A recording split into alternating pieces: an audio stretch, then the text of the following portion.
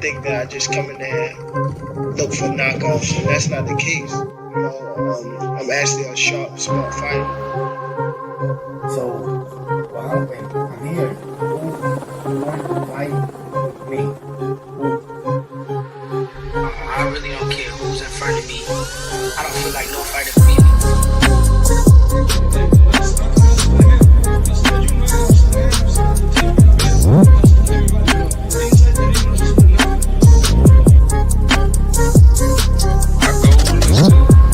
Demolish everybody, to be honest. Everybody that's in my way.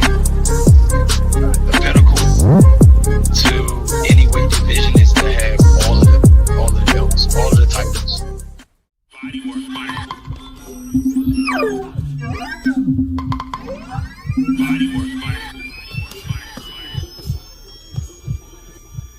Welcome to Bodywork. Welcome back. It's Michael Rogers. Welcome to Bodywork Boxing. It feels so good to be back. It's Thursday night. We just want to talk a little bit of boxing, y'all. I'm seeing that this time slot's getting boom boom salute. Cookie Monster salute. I see this time slot is getting pretty popular, man. Jeez Louise. I'm like, wow, man. Like, I didn't ever know. But anywho, we gonna keep it doing. We gonna keep doing what we do. Change my.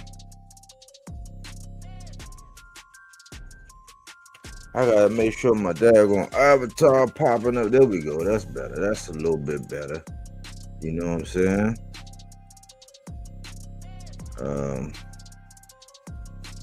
I didn't do that. Let me see.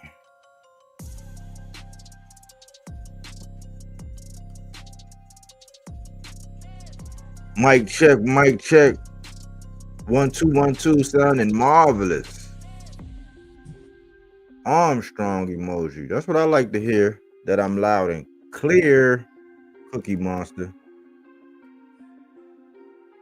AC, what's going on, man? What's good, bro? What's good? What's good? Yeah, I just wanted to just top in before you get to the housekeeping. Did you see that short from Abdullah Mason? Where he was asked, it was a Ring Magazine short. He said, fight, friend, or train with. And they said Shakur, Floyd, or Keyshawn.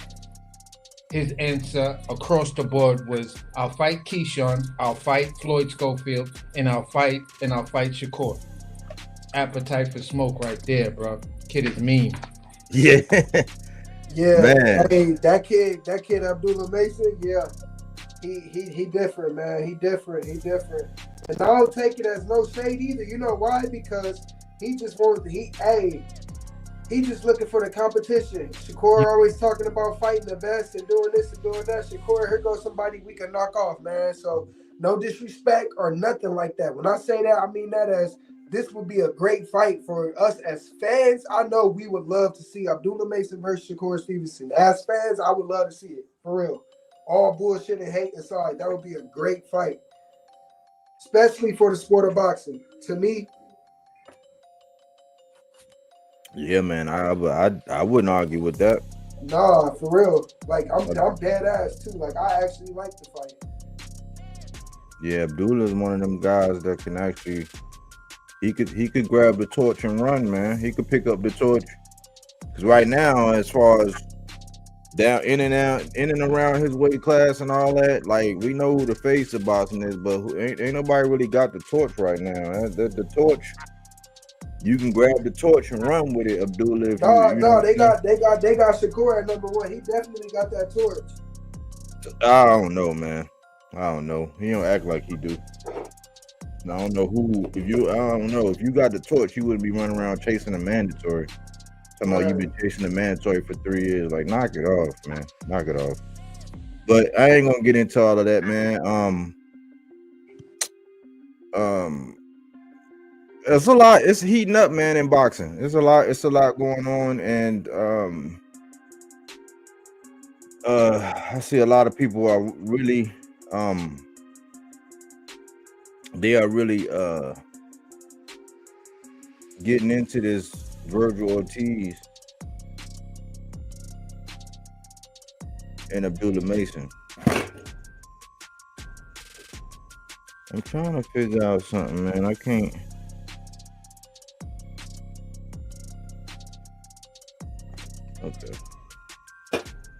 Okay, so I know what that means. All right.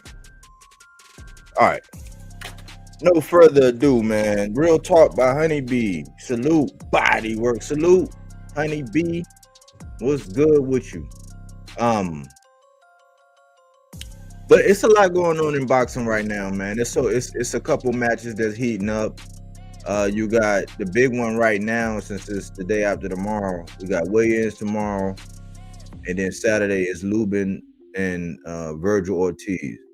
And a lot of people are doing a whole lot of yipping and yapping about that. You know what I'm saying? You got the Oshaki Foster and Stephen Fulton fight that people are talking about. Not so many people. I don't really hear many people talking about the Roach and the Pitbull fight. You know, it's kind of like an afterthought. I guess we're not close enough, but it's a lot to be talked about, and some of this is going to bleed over into the housekeeping, so I'm not going to ruin that. But let me get to the housekeeping real quick, get this out the way so we can go ahead and cook and break down this Lions in the camp.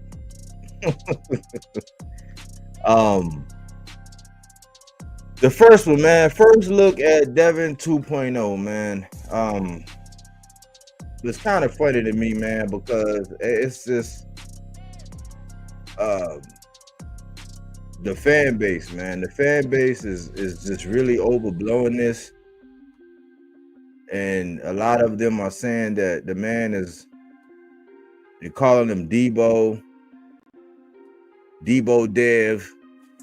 They saying he's a bully. He's coming up. He got this power. He's doing this. I'm like, man, listen, bro. This man is going to be Flash Gordon. He's going to be running. He's going to have wings on his shoes. This is Dev 2.0, man. I don't know why everybody trying to psych everybody out. I don't know why everybody is trying to say he's just going to go in there and try to stand in front of Norman. That's going to be the worst mistake of his life.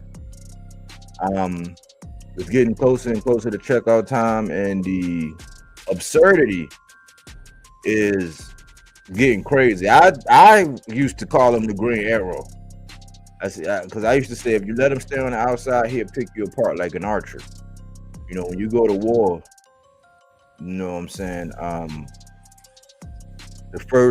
One of the first offensive attacks you get is from the archer, which meaning they could be way on the outside and kill you. You know what I'm saying? From afar. They got, you know, they supposed to have good aim. You know, they're supposed to be real accurate. You know, they have a lot of offense from the outside. These are not the guys that they send in on the front line. You know what I'm saying? This is not like the part of infantry where they send in on their feet. You know, these are the guys that stay back. They on the outside. They shoot. You know what I'm saying? They target. They got time to set up. And if you let them stay out there, you know what I'm saying, they'll murk you. That's what I used to call him. Because I said he had a dual personality. He was the Green Arrow from the outside, and he was Mr. Glass on the inside. Meaning that if you touch him, if you sneeze on him, his knees might buckle. You know, that's just how I see him. Now, the reinvention part, I want to give him credit for reaching down in his pantalones and recognizing that he got some cojones. However, I look at him like he's Flash Gordon. He's going to be in there setting a world record. You know, if you put that thing on the timestamp, especially that Jose Ramirez fight, and you see how many times he ran the ring, I think the sports sweet science guys said that he did about the equivalent of a Ghanaian marathon. I think he did about a smooth 13 miles he ran that night. So I don't expect anything different. Just like Mike Tyson say, first time you get hit in the face, everything goes out the window. And I think that's what's gonna happen. You know, so I hope he don't believe in all the hype. This is what I really feel. He's gonna come in with that pillow boom, that pillow fist that he got, and he's gonna try to be something that he's not, which I said is identity fraud, and that's a serious crime. That's how I see it, and this is what we got coming soon on the 22nd, man. I don't really see anything else. You could talk it up. His knee pad wearing, throat coat spraying, tonsil jewelry displaying fans can act like this ain't his new identity. All they want. You know what I'm saying? Real recognize real. We don't believe you. You need more people. AC is about the fairest, Devin Haney fan I know. He's the realest Devin Haney fan I've ever met. So I agree with his assessments and his line of thinking. And in a sense, I do see a way that he could possibly win. But the way that everybody is actually talking to him and encouraging him and having him believe this stuff, man, y'all gonna set that dude up for failure, man. Y'all sending him up Shit's Creek without a paddle. That's my first part of the housekeeping.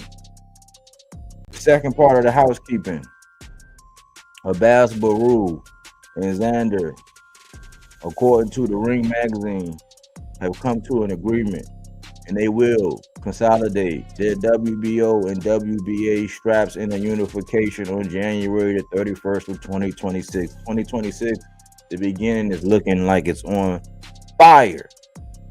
So poof, boom, pow.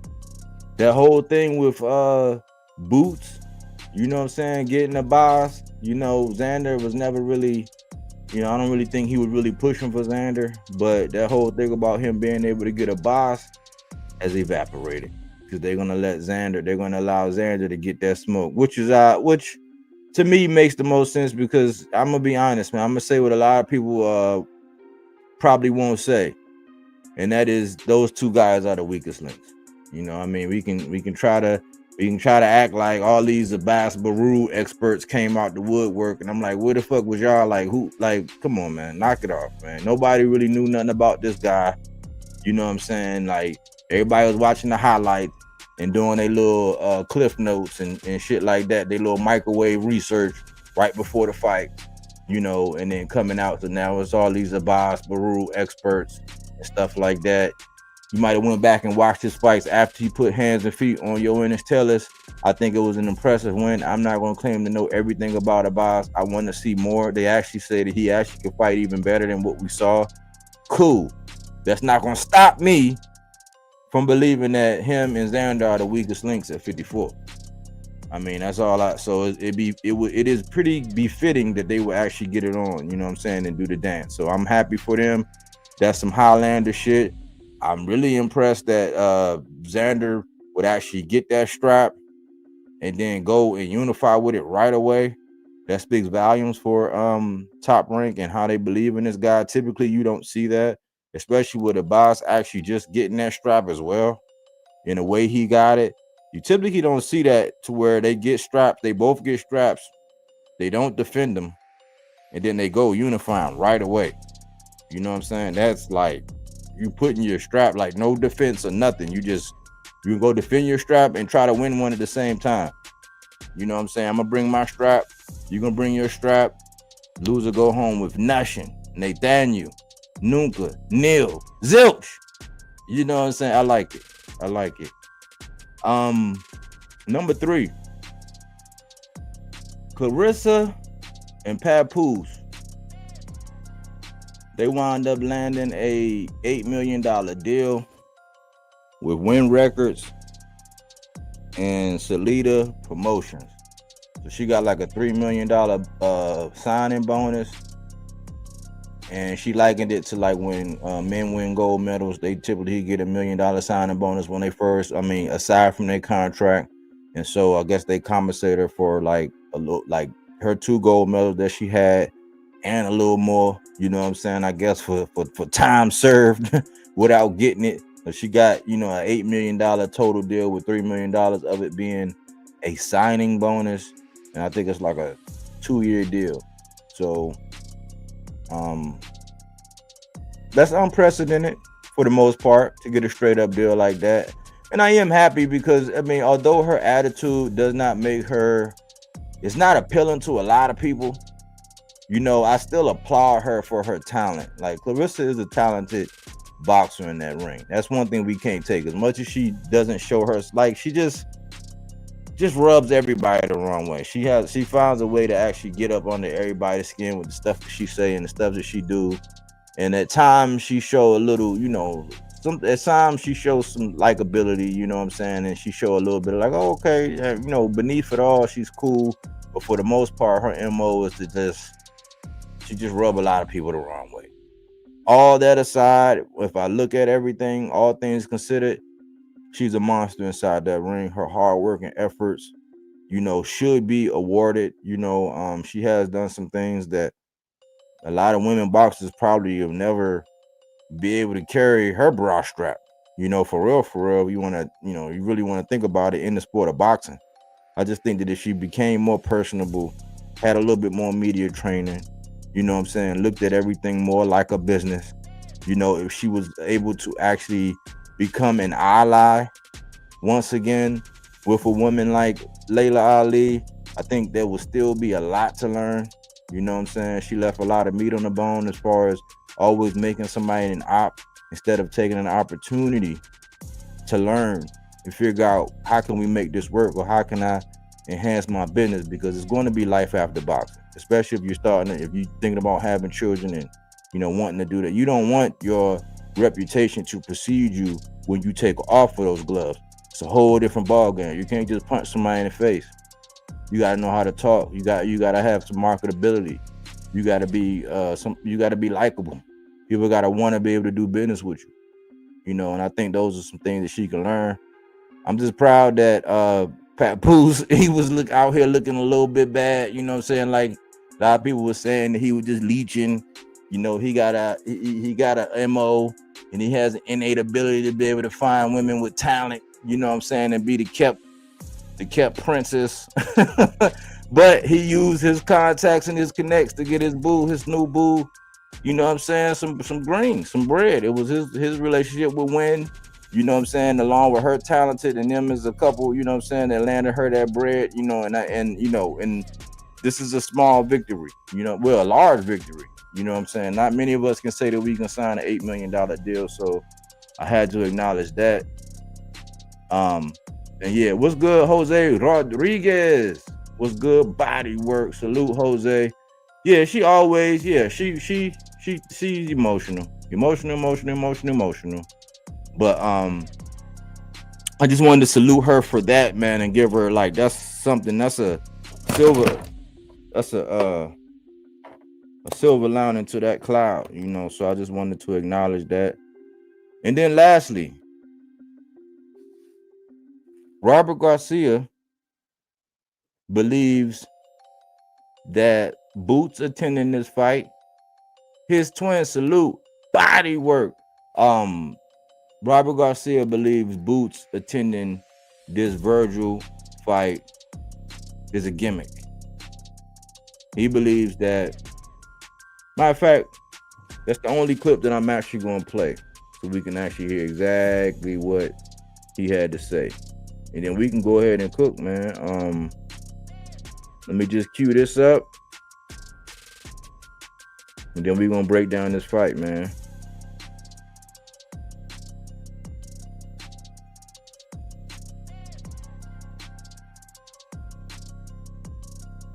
Let me protect myself at all times in this camp. You know what I'm saying? Copyright disclaimer under Section 107 of the Copyright Act 1976. Allowance is made for fair use. Purposes such as criticism, comment, news reporting, teaching, scholarship, research. Fair use is permitted by a copyright statute that might otherwise be infringing. Nonprofit, educational, or personal use tips the balance in favor of fair. Hate that I gotta read that all the time, but you know.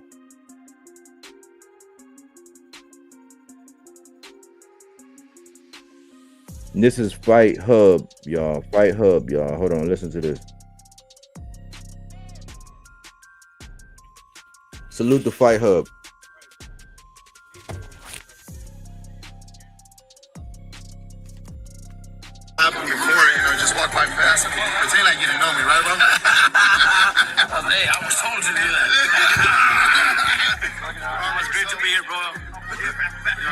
has always been one of my favorite places to fight, so it's awesome to be back. Better than California. Look, I love California, obviously, but Texas is one of my favorite places. For fights. So fight coming up Saturday night for Lubin, two fighters that will put everything on the line.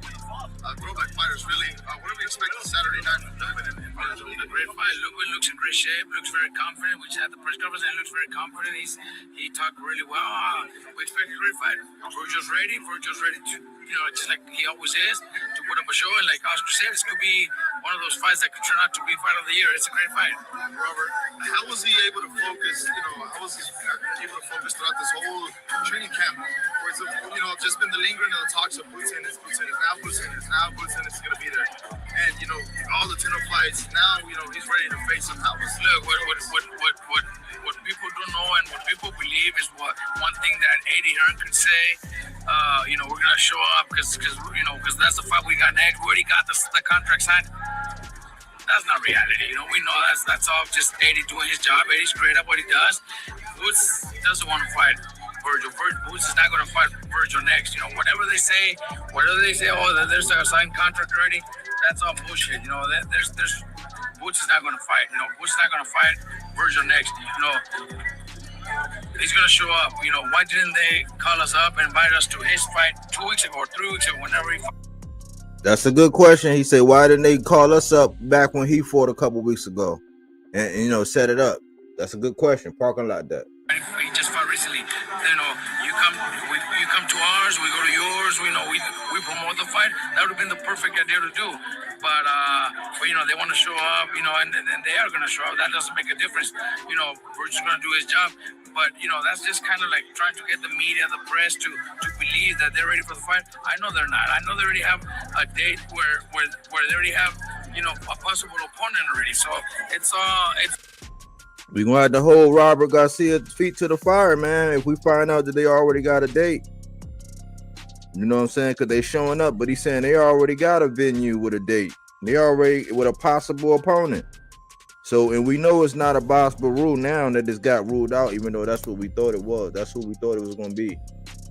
Part of the show, part of promoting the event, part of promoting his fighter, and Eddie's doing a great job doing it. Even on Saturday night, after the performance, Virgil, Oscar said that if Boots sees him in person, he's not going to want to fight him anymore. Especially if Oscar was right. Especially, when he, I'm pretty sure they're going to have him somewhere close to the ringside. He's going to hear it. He's going to see it. He's definitely, I'm telling you, he already knows. It's part of the promotion, promoting his own fighter. Eddie does a great job at what he does. But I know for a fact they're not going to fight. I'm going to say, I might mistake one word or two here, but, y'all's team overall said, hey, when the Boots fight was offered a year ago, 2 years ago, if I'm not mistaken, let's go, let's get it. But then when it was, if I'm not mistaken, Boots, there was videos saying, oh, we need some tuna fights. Exactly. Look, the first one was, okay, well, I'm staying at 147. Remember after the fight that he didn't look too good in his hometown, that he said, it's time for me to move up. Okay, well, then there's the Virgil fight. There's the fight that could happen. But then, I still want to fight at 47. That was one. And then the second time was the same. We won 2 tuna fights before we go up to. It wasn't just one. It's 2 tuna fights before when we go up to 154. And he already got one out of the way, which wasn't even a fight. Everybody knows. Everybody's seen it. It wasn't even a fight. So he's going to take that second one. I know for a fact he's going to take one more. He's not ready to fight Virgil. At least he doesn't want to fight Virgil because he's a very talented fighter. I'm not saying he's not ready, but I know that himself and his dad, they don't want to fight Virgil next. How close do you feel like a fight with Terrence Crawford could happen as well for yourself, for Virgil? I don't want to even talk about, but Robert Garcia has some pretty good points there, man. Why didn't they? If it was going to be some promotional thing and they knew that this was going to happen. Because, if deep down inside, if Oscar's playing us and Eddie's playing us and they already know, and Boots and Virgil playing, I ain't going to say Virgil playing us, but because Virgil keeps saying, hey, listen, I got work. I'm looking right in front of me. I'm not looking past Lubin. You know what I'm saying? I respect him. He's formidable, blah, blah, blah. But if they were in cahoots and they did have something set up and something was, etched in stone for them to do this, and this is the rollout so they can get the footage of showing up, you know what I'm saying, and doing all that, why didn't they extend that same invitation so Virgil could have been there scouting and seeing him? That's one question. Two, remember, we're going to parking lot this because we're going to hold Robert Garcia accountable if it does come to pass that, that this fight do happen with Virgil and that they were serious about fighting Virgil. Because right now, Robert Garcia is saying that they have a venue and a possible opponent, which is kind of weird. I don't know who they thinking about. I know Eddie just won that purse bid, so he actually has the rights and he's going to actually, hold that event with Bakram and Josh Kelly. You know what I'm saying? The IBF champion Josh Kelly with Boots probably having, first dibs on that. But yeah, that's the housekeeping, y'all. That's everything that I had. Feel free to chime in and let me know what y'all think. Basically, I wanted to start with this concerning the housekeeping.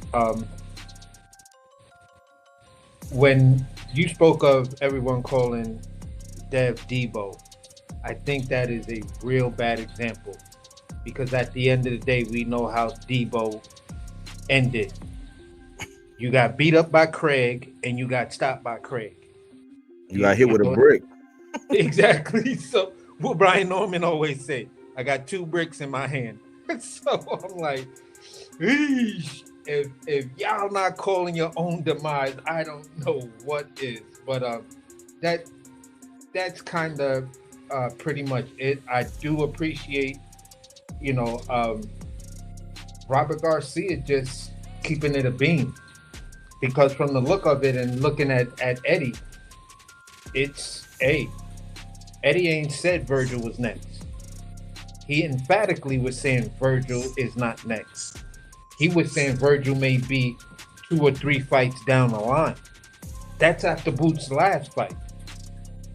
They wasn't even, when they was talking about Abbas Baruch, they was talking about, well, we got to see how, we got to look at the landscape of the 154-pound division and look at where all the champs are at.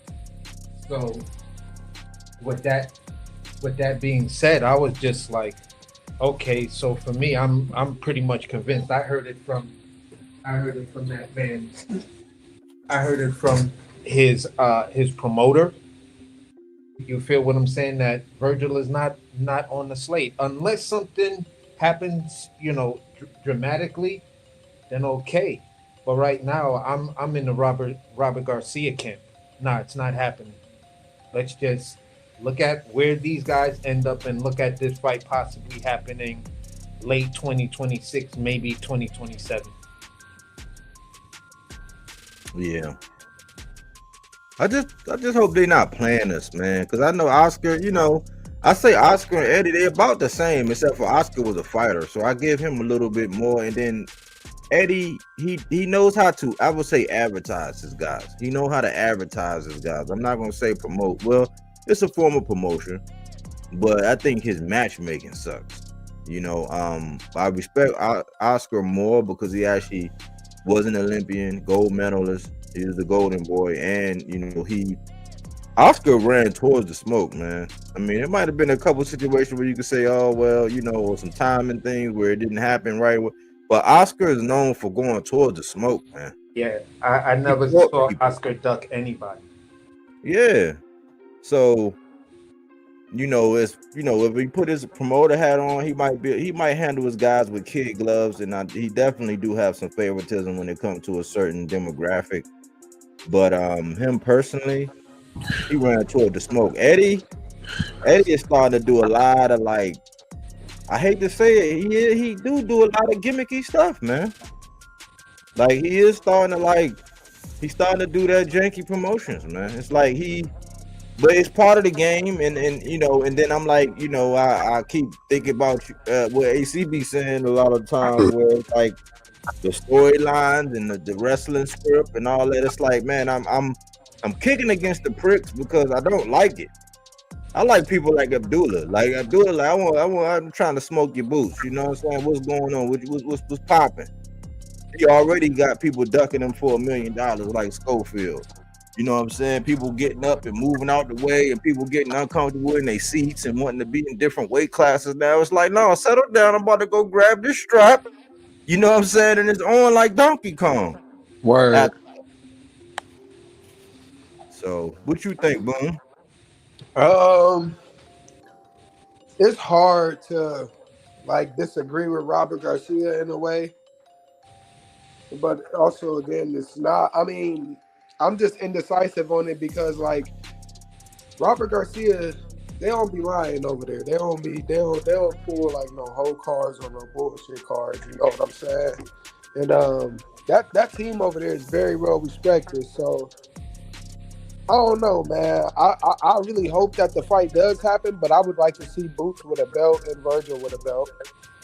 You know, it would just make it for more of an exciting fight, more money, this, that, and the third. I like that to happen.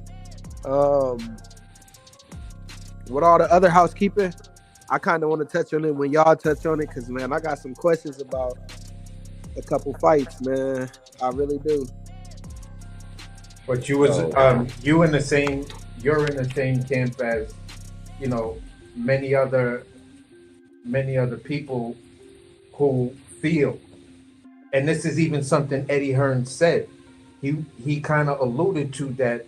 Don't expect to see Boots versus Ortiz until both of them have a belt. Exactly. Then it's a mega fight. Them two doing it right now and nobody got a belt. It's like, yeah, but then whoever wins, you're gonna automatically say, well, let them get a belt and then let's have the rematch. And that's kind of like counterproductive if you're building a mega fight. Word. Yeah. I just hope we get that fight when they got belts, like I said, man. It'd just be better. I just think it'll bring more to boxing. Yeah, for sure.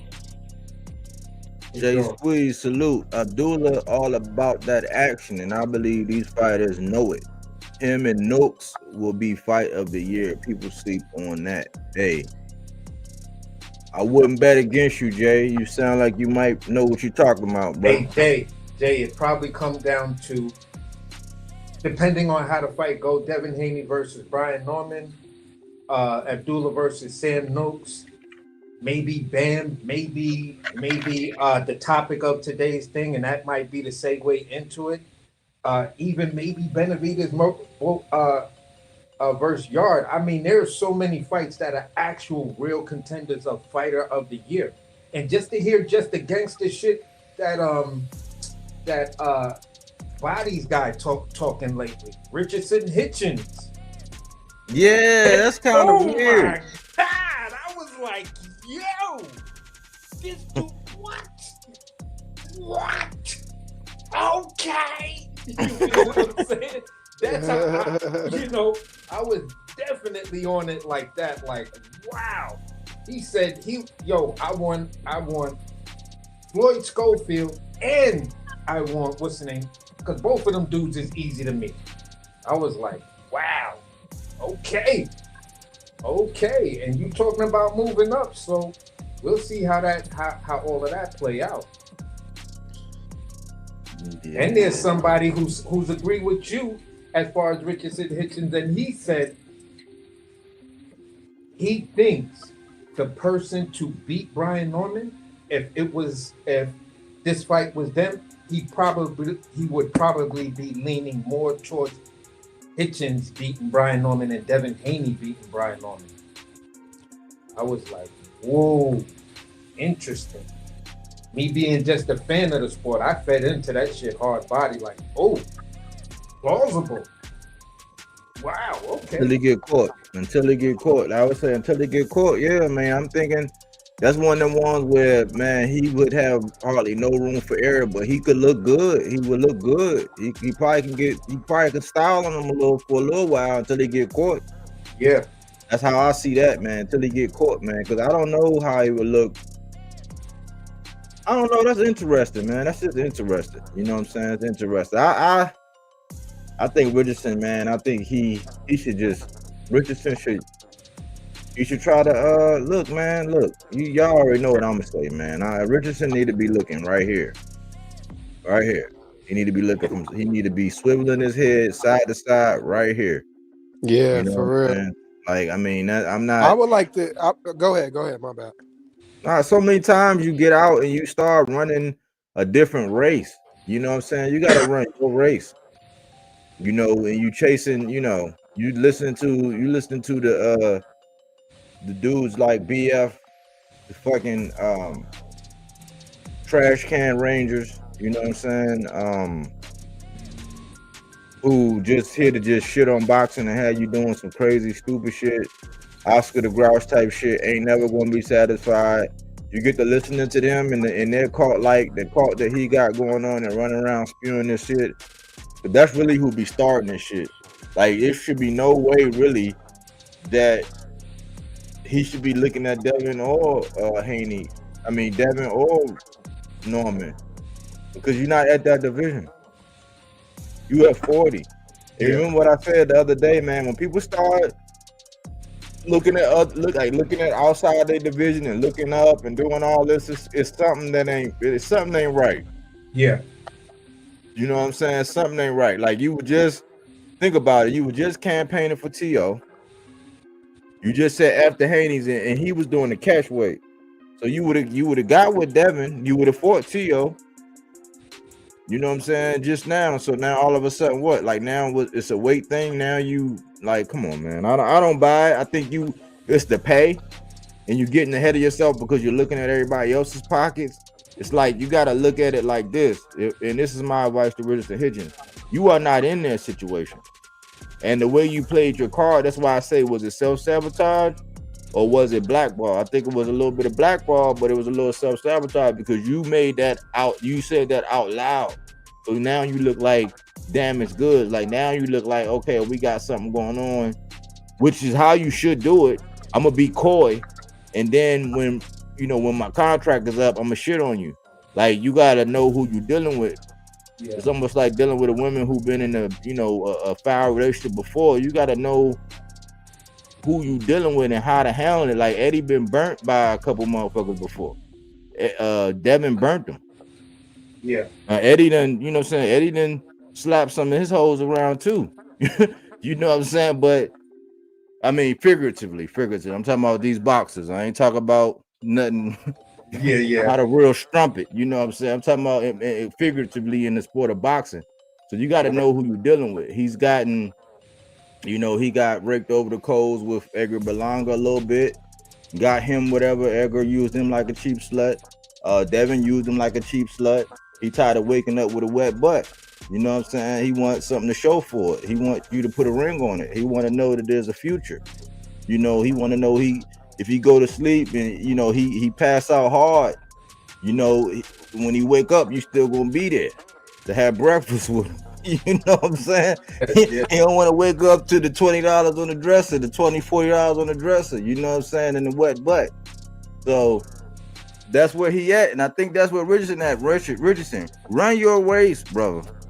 Run your race. Don't get distracted. The money's gonna come. You know what I'm saying? But because if you get your ass busted, guess what? If they ain't giving you a fight now, guess what they're gonna do? Like then you're gonna have to go go through the gauntlet, because you're not gonna get the same opportunities as everybody else. But if you take your time and you stay focused, keep your eyes on your objective. Because you only see obstacles when you take your eyes off your objective. That's what I always told myself. Yeah. You only see obstacles when you take your eyes off of your objective. So if you stay focused on your division and run your race in due time, because some people are like Devin, he's regardless of what everybody telling you, he gotta do certain things right now because of the bridges he burned and the amount of money he won and just the maneuver. He got this name, you know what I'm saying? So he gotta make certain moves. You're not quite there to where you gotta make certain moves. You just gotta run your race. You have a commodity, which is a belt in your division, and people want to unify. That supply, the belt, and people wanting to fight you or unify, that's the demand. You got that. Get the business down, get a couple dollars, you know what I'm saying? Don't try to break the bank, get a couple dollars, you know what I'm saying, and work something out and improve your worth and you let your cash rate grow like that. That's my advice, man. But let me ask let's you this get question before we get go ahead. into the meat and potatoes. Go ahead. Do you think because he's looking around now, he may have realized what you said, and he's now noticing the room didn't change. Where the chair used to be, it's over a couple of inches. You used to have this thing on the coffee table, it's no longer there. You feel what I'm saying? Now you walked in and it was like, oh shit, you painted? So is it a situation like that, or is he just being reckless and wanting to get the big bag before, putting in the real serious work? It could be a little bit of both. I think it's being reckless. Go ahead, Body. But I mean, I say it could be a little bit of both. I think I kind of side with Boom, but I think it's a little bit of both, because I think when he got wind of like whatever it is, because I think Brian Norman and them, they getting paid significantly. Yeah. Like it's like it's embarrassing. This is why Team Ennis, this is why they all like they got all their people out here slandering the Normans and jumping all with the Haneys and doing all of this, you know what I'm saying, crazy stuff, because the amount that he's getting is outrageous. Like he's making that whole ordeal, he's making them look stupid. Oh, you know what I'm saying? Like in hindsight, he's making them look stupid. Now I think Richardson is privy to those. He's knowing these numbers. You know what I'm saying? Because boxers talking behind the scene, and I'm thinking he's like, hey man, I want in on that. I'm a starving artist. Like, yeah, he like, because him and T.O. are kind of like in the same boat. Yeah. But even though T.O. was getting done a little bit worse, I don't care. I mean, T.O.'s still getting done a little bit worse because they will not let this man get a significant paycheck. Now he self-sabotage, but for what he's done in the sport, there's no way the man should just be like, you know what I'm saying, on the verge of eating out of trash cans and shit. Like it's no yeah, he fucked up, yeah, he had a mouth, yeah, he was saying some racial shit or whatever. If you put that shit to the side and you look at what he's done and who he's for, like he need to be getting paid. Richardson Hitchens, he hasn't done that much, but he's taken a different path.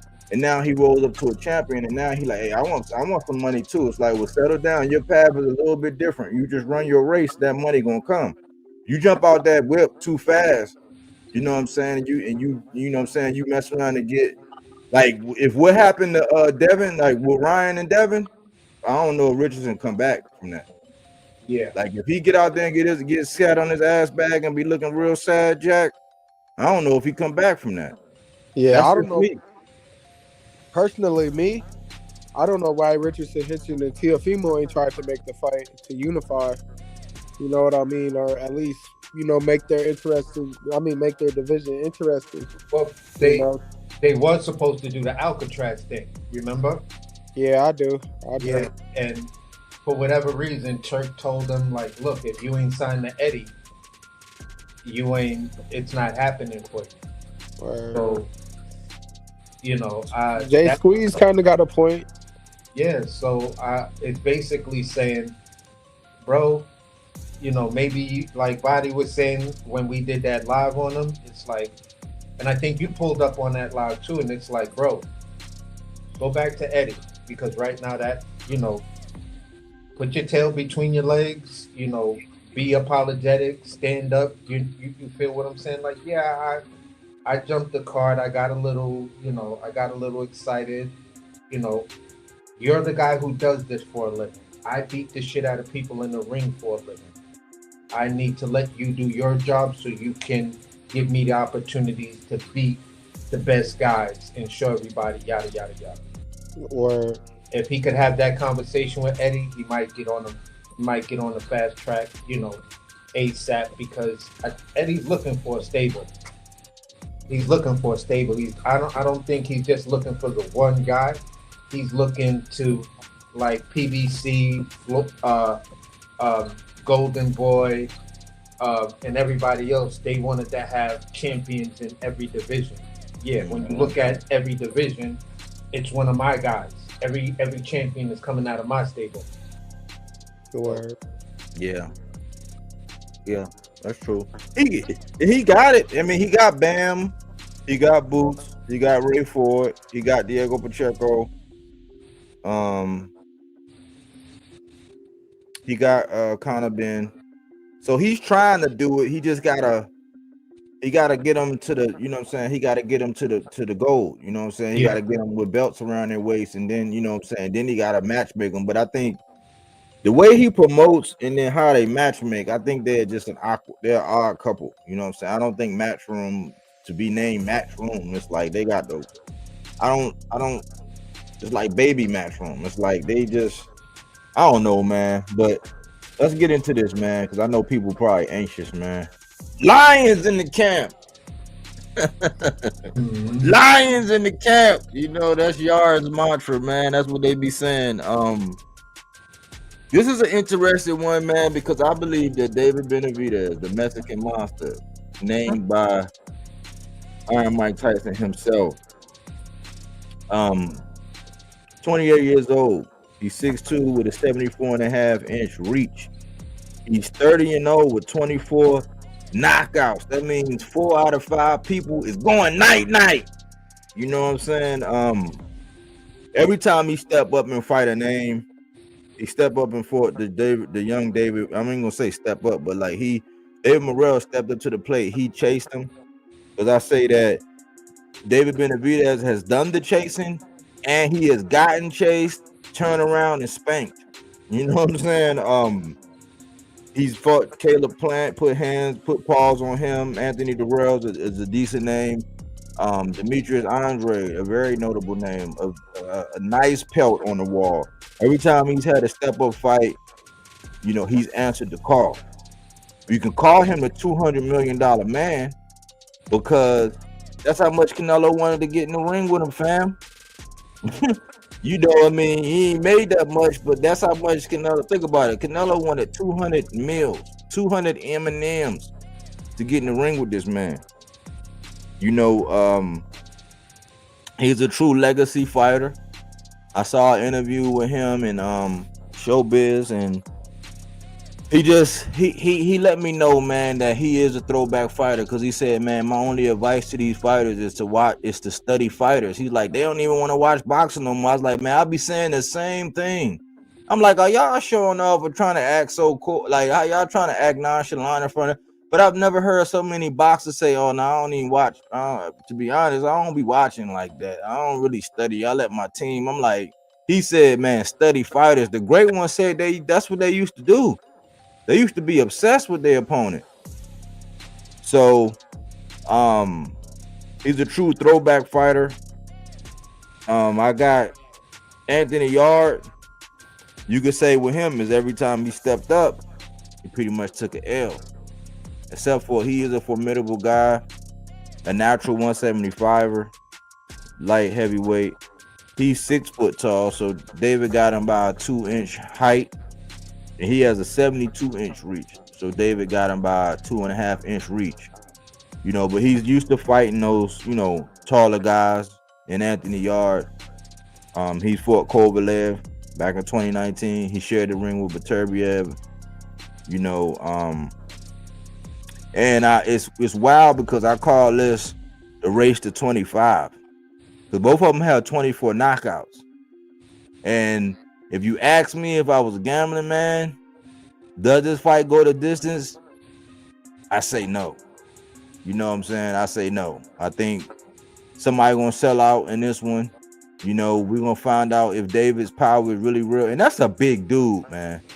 David Benavidez is a big dude. He is a real Mexican monster with hand speed. He imposes will, and I think it's more of his aura and his fighting style that he kind of overwhelmed you, man. And I think that he hits a little harder than what you think. It's just he's faster, and it's like you might not have that one punch. I'm gonna spark you like Yarde. Yarde might could catch you clean one time, and you might go out.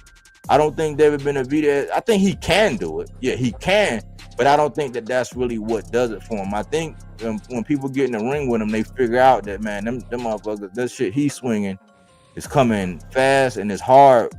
And I can't take 3 or 4 of them. So you start making business decisions. Like, I might take 1 or I might take 2, but I ain't gonna let him get these combinations off on me. And before you know it, you in trouble because he up on you. He letting his hands go. I think his head movement is a little bit better than what people give him credit for. I think his feet are a little bit better because it's not like it's not like how Shakur is, where you can probably give a clinic off of the form and all of that. I think he's just a natural fighter. You know what I'm saying? And since he studied film, I think he's adapted it to his own style and the capabilities of his body and his skill set. And he's made he's taken a little bit of everybody else and made it his own. You know, so that's my initial breakdown. What you think? For me, I thought the interview was entertaining. Like, that was the perfect person, in my opinion, while I watched it, for David Benavidez. It was enough glaze, and then you do the workout, and then a little bit more glaze. You feel what I'm saying? So it was entertaining.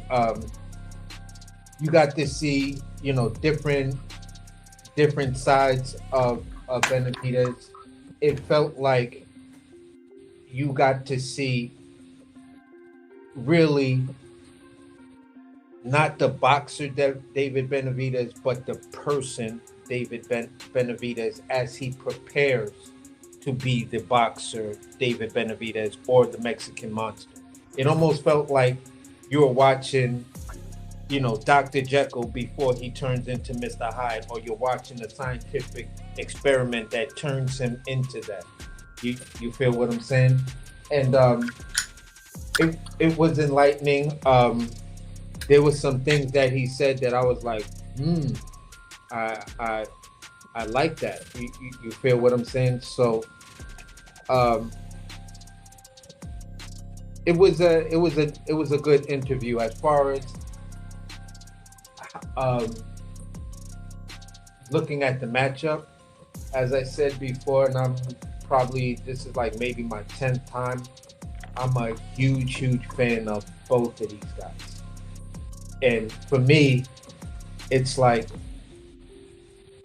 yes, every time Yarde stepped up, he lost, but it was the kind of losses that, like, you know what, I could watch that fight over and over again. My guy lost, but I can still watch that fight over again. You know, and things like that. When it comes down to David Benavidez, he's been sat down before, and it's now you looking at, all right, David Benavidez looks really strong. When you look at this video, you don't realize that, oh shit, this dude is really a big guy. You know what I'm saying? Yeah. But you know, Yarde is also a big guy, and Yarde has decent speed and knock you out power. So it's gonna be the combination versus damn near the one hit quitter. And that's the part that's got me like, I don't know how that goes, because if he just decides to punch with David Benavidez, then you have to ask yourself, who delivers the harder shot?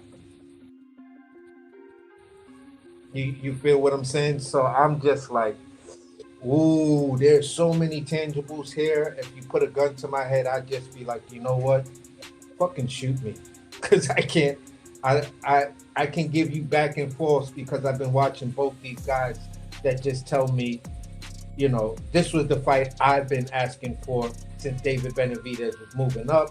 When there was conversations about him moving up, I was like, I don't care. I don't, you know, I just want to see him fight Yarde. That'll let me know he's really going to be that guy at 75, because for me, the 75-pound division was, when Yarde came in there and he started to get buzzed, it was supposed to be his division to conquer. You feel what I'm saying?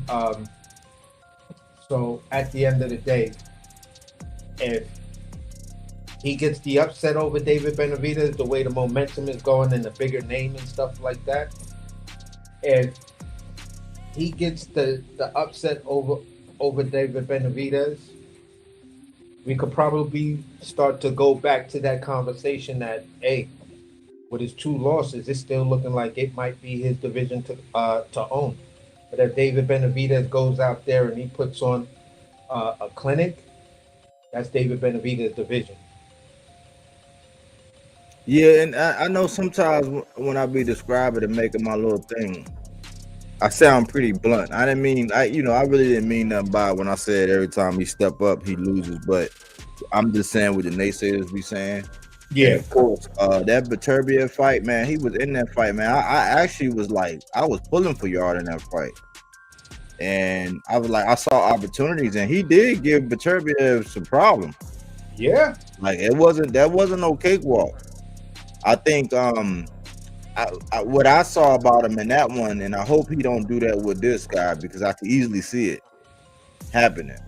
He was too antsy in that one. It's like all of that wasted movement. I'm like, man, you moving way too much. Like, Yeah.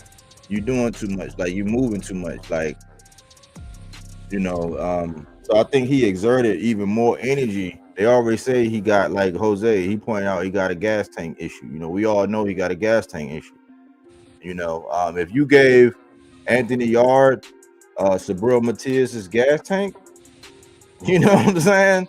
Like, or if they flip-flop gas tanks, you know what I'm saying? Because David Benavidez, for him to be a big guy, he got a gas tank. But I think that Yarde had some opportunities. He did present some problems with Beterbiev. He just moved too much. Yeah. And with all the muscles and already having a gas tank, you know what I'm saying? Like, once you start depleting and they don't feel nothing, like they hit you or you hit them, but ain't nothing on it, and they like, oh yeah, the steam is gone. That's when it started getting ugly. So that's what I saw with Beterbiev. Yeah, and that's my biggest one of my issues that says, all right, if I had to put the list together of things that Anthony Yarde would do that would cause him to lose, unnecessary movement. Stay relaxed, stay focused. You know what I'm saying? That switch and then circle around. You don't got to do that. You feel what I'm saying? Because now, every time you do that, I could start to read that and just feint at you and get you to exert more energy. I don't have to have you swing. I could just keep using good feints and pouring jabs, and you'll just keep burning your gas tank till I know by this time a lot of steam on those punches should be gone. And wow, all right, but basically it's just that issue with Yarde. Other than that, I think if he starts to run, if he does a lot more sparring, then he can build up his gas tank, because endurance is something that you can actually build. Proper breathing exercises is things that you can expand your lung, and then you learn how to breathe, not from your chest, but from your lower core, because that's what you learn in martial arts. That, keeps your ability to perform at a high level. You breathe from your lower core, and then you just exert a short burst of energy. And as you get to do a longer task, you've increased your strength and your endurance. That's why they're called strength and endurance coaches. Right. You feel what I'm saying? But I'm gonna pop out real quick and then pop back in to fix that avatar situation. All right. Yeah, I mean, I would say I was gonna ask next. I was gonna ask who had more pressure on them, and I think that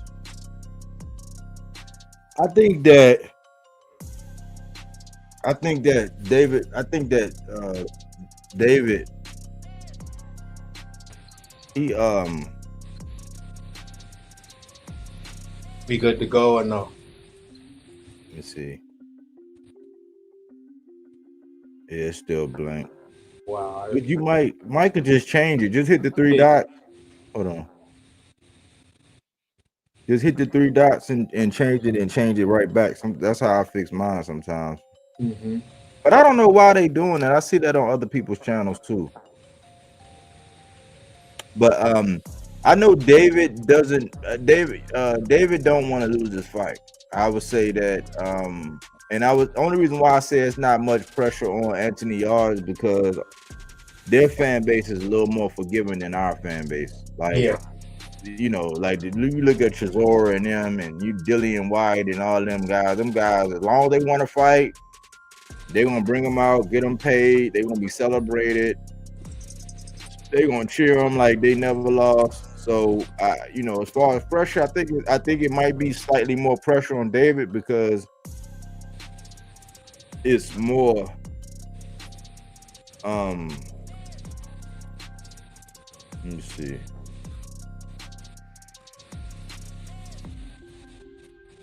Yeah, it's weird because it's showing your other one, Oh, okay. It's but whatever. it's up, but it's showing your other one. But Call your hit. you know what's crazy? What's I up? don't know if a black fighter could have gotten away with something David Benavidez said in that interview. What is that? When he was talking about, you know,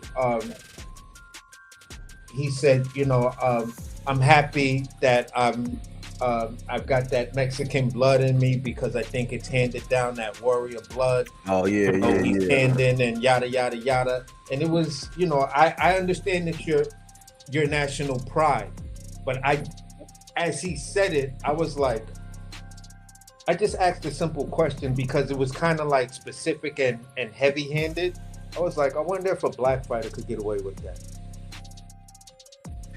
Yeah, I don't know if it was a military thing, but like I'll compartmentalize. Like I don't even it you right. I don't think we can get away with that kind of stuff.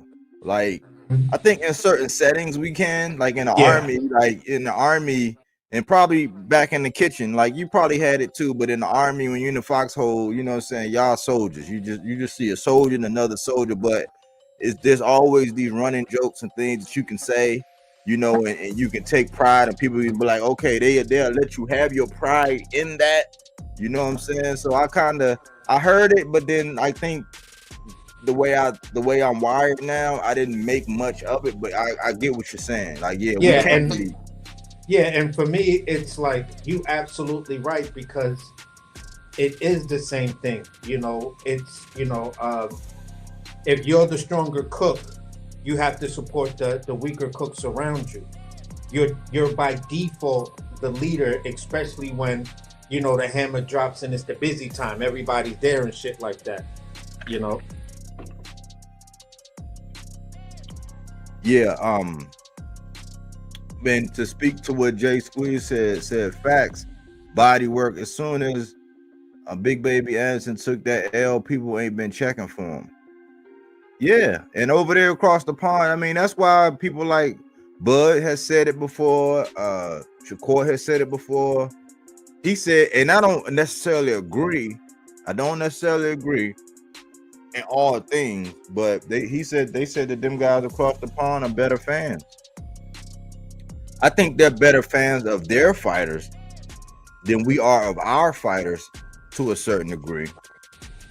But you can't quantify like good fans, man. There's some fans that no matter what, you got like me. I don't knock Earl. I don't tell Earl he got anything to hold his head down about just because, you know, he lost the Bud. That's what I was trying to say. It's like, okay, he lost the Bud.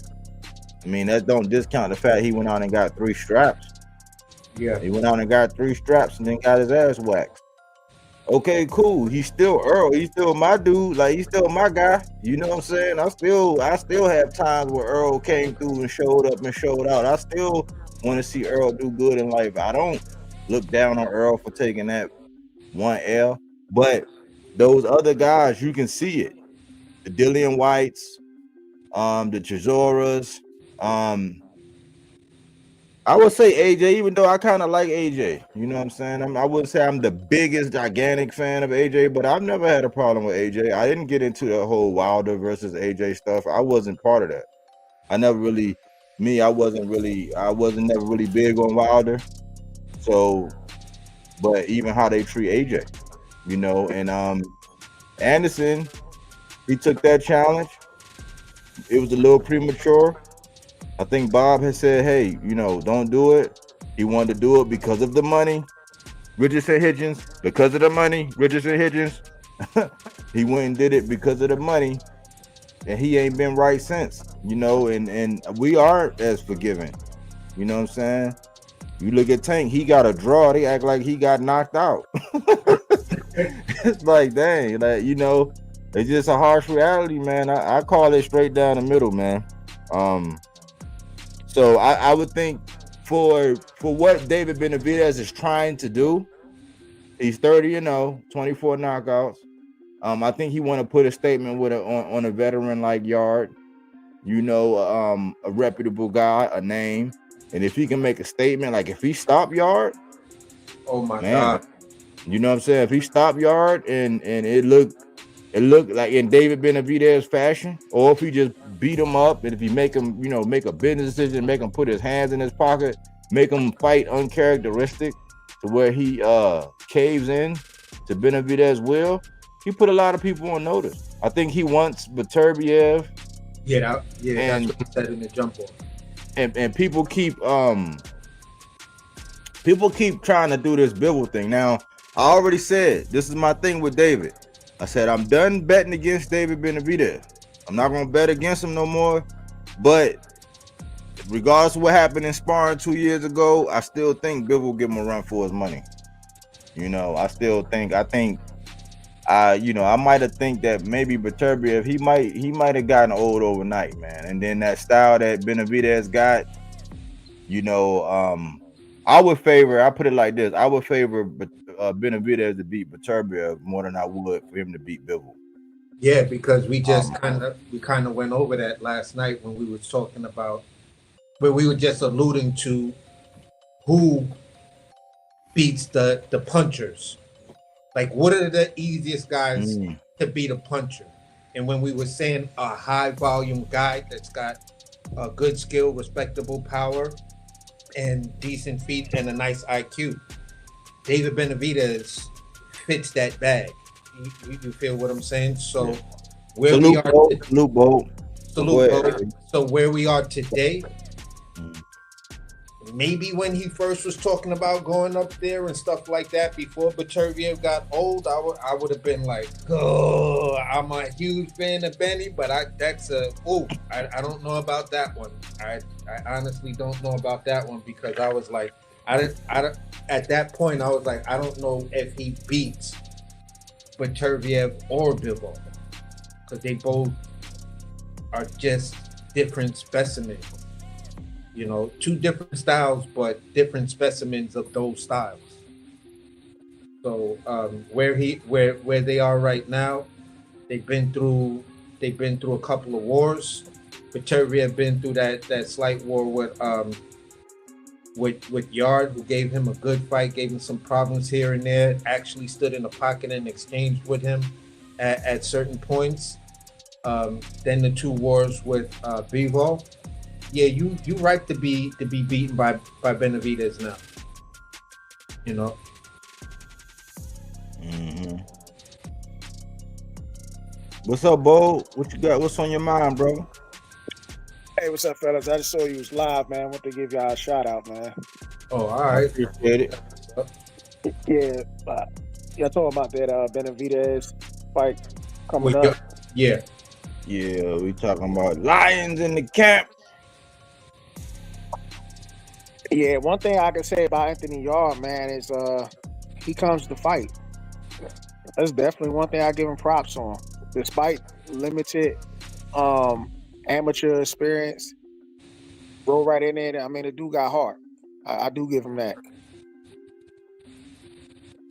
So you got Benavidez to win? Yeah, I got Benavidez winning. I'm not sure if it's going to be by stoppage. It might go to the decision, but if somebody is getting stopped, it'd probably be Yarde, because his gas tank ain't the best. Mm-hmm. And that's the only way I could see really how Benavidez could stop him. But other than that, y'all gonna put up a fight. To be totally honest with you, he's gonna come out tough. If Benavidez weathered the storm, you know, it'd be easy for him down a stretch.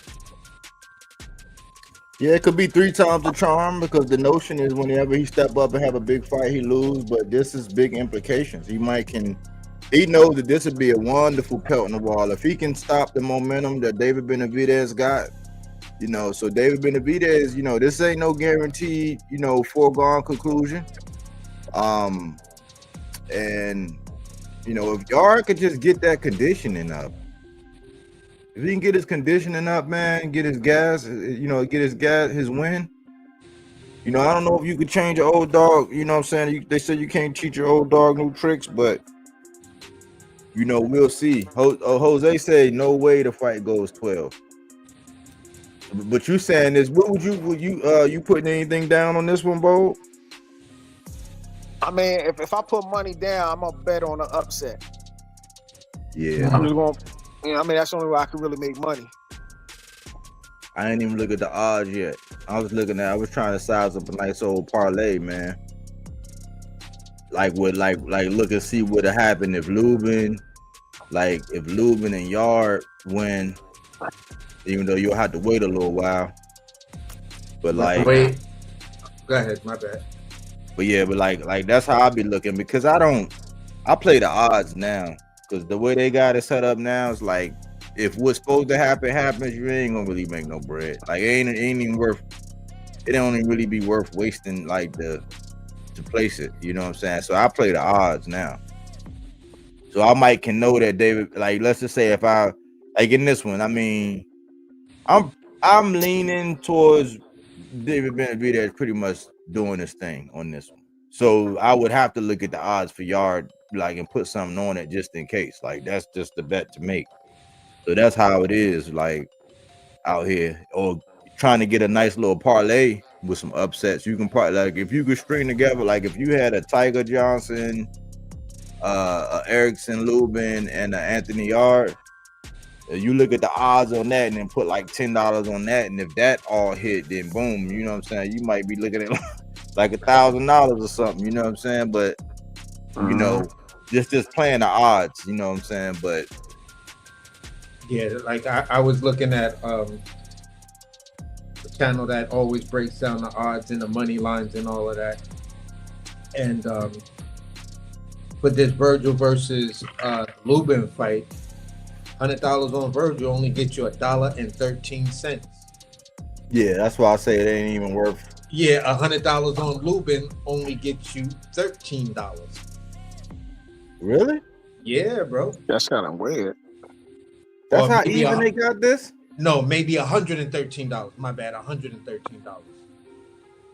Yeah, it was like 5-1 odds. It was like 5-1 odds on Lubin, to where the dude was like, that is horrible. Like, they just don't know who Lubin is and understand the crack that he has with him. You know what I'm saying? But they was like, that's extremely disrespectful to Lubin to have the odds like that, you know.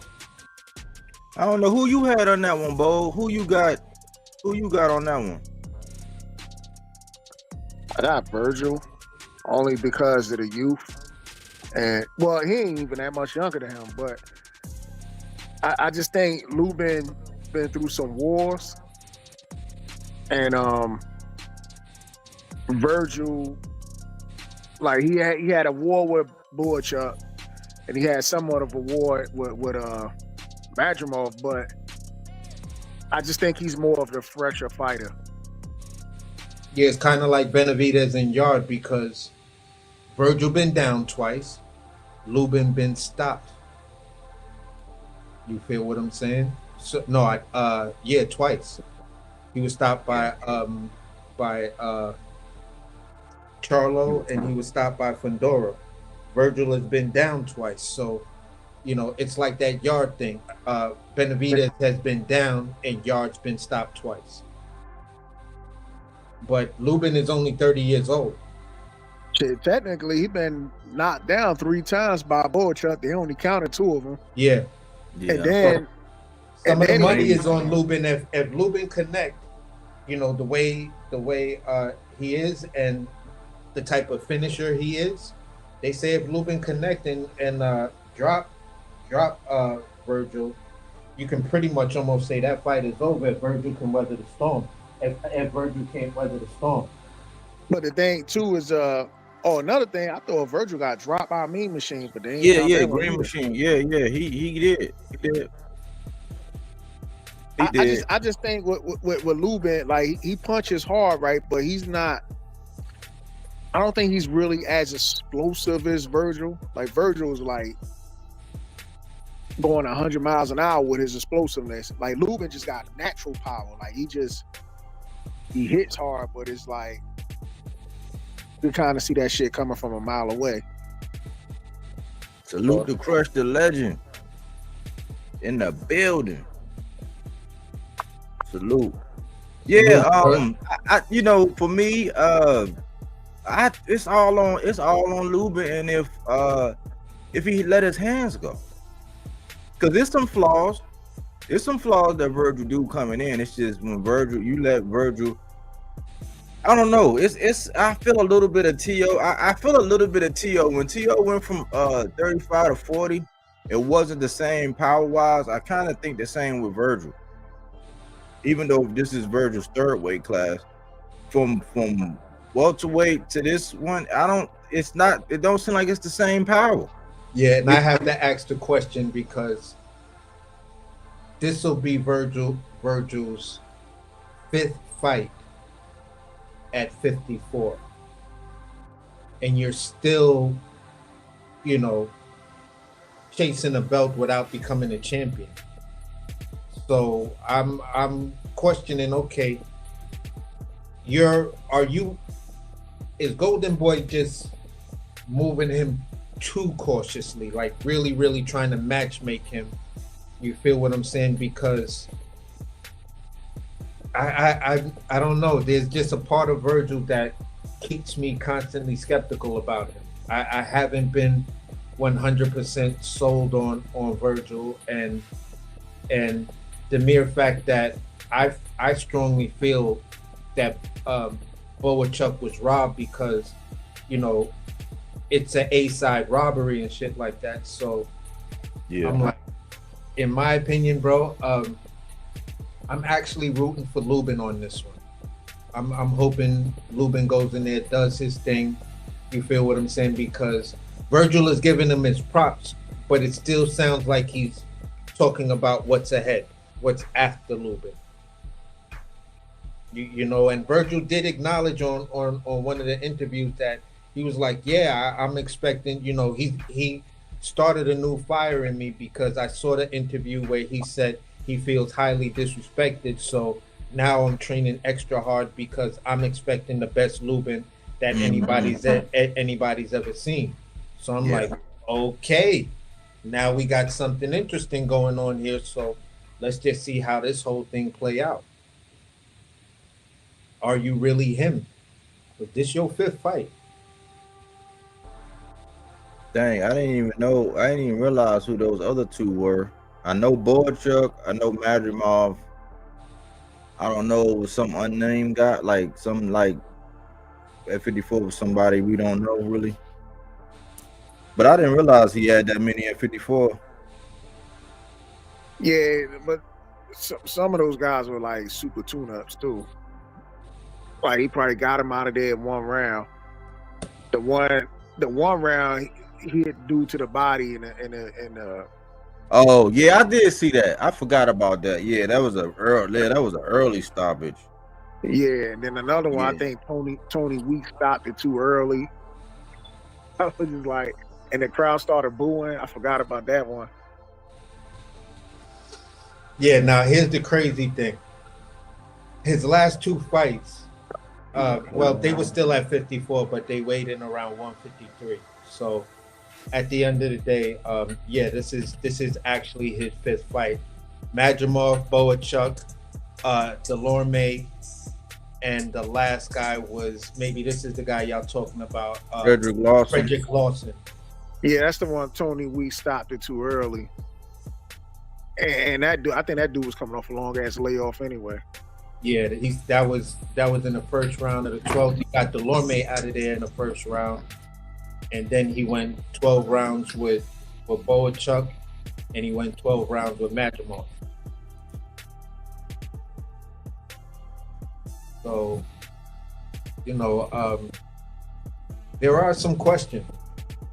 There are some real questions here, and I think, just like for Benavidez, I think Yarde is the guy that's really going to let us know what's really good. And for this fight, I think, even though I'm leaning more towards Lubin in this one, and I'm different about the Yarde and Benavidez fight. Mhm. With this one right here, I think it's really going to let us know, is Virgil really the goods? Because that's a lot of work right there, and you still ain't a champion. But he pretty much did it all in like 1 year, though. 3 fights in 1 year. Well, that's the thing with boxing. It's too much business instead of boxing. Say that again. It just seemed like they pick and choose who they want to fight and everything else.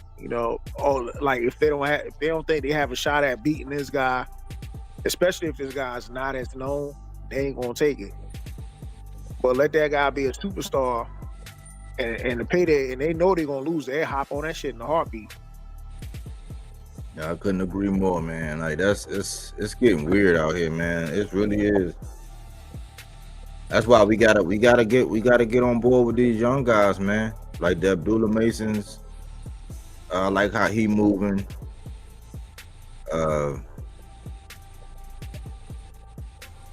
It's not many of them moving the way we want them to move. Because even when, like, you got Emilio Vargas, and I thought he was gonna be, but he like, yeah, if it makes sense and the money, and I'm like, man, come on, man. Like, what are you talking about, bro? And he a prospect. He a prospect talking like that. Yeah, like if it makes sense and the money, and I'm like, what?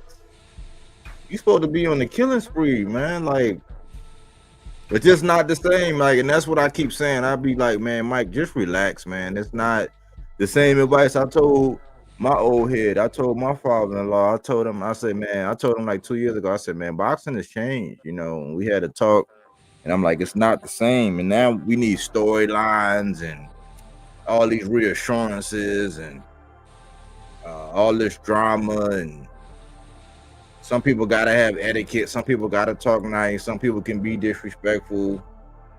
It's just weird, man. Hell yeah. But I agree with that. Like, I think Lubin gotta let his hands go. He's not, because all arrows are pointing to Vert. Like, I think he's already down by 2 rounds going into this fight, especially with Boots showing up. But that could play into Virgil's. I mean, that could play into Lubin's hands, Boots showing up, because it's everybody like looking past him. I mean, I don't think Virgil particularly has the fan base like that, though. I mean, they talking like if you listen, if you judge by what the media is saying right now and how the media is treating it, it's like, man, we're all these, like, I've never seen so many diehard Virgil Ortiz fans. Now, I was big on him before the Rabdo and pulling out with a Stanyanis 3 times. I used to be big on Virgil. You know what I'm saying? I used to be, because I saw him. Like, I was like, he relentless body puncher, pressure, wanting to fight everybody. But then the Rabdo happened. Then he got a little bit bigger, and then the Rabdo happened, and I was just like, I don't know. But I've never seen all these Virgil fans. These Virgil fans came out of the woodwork.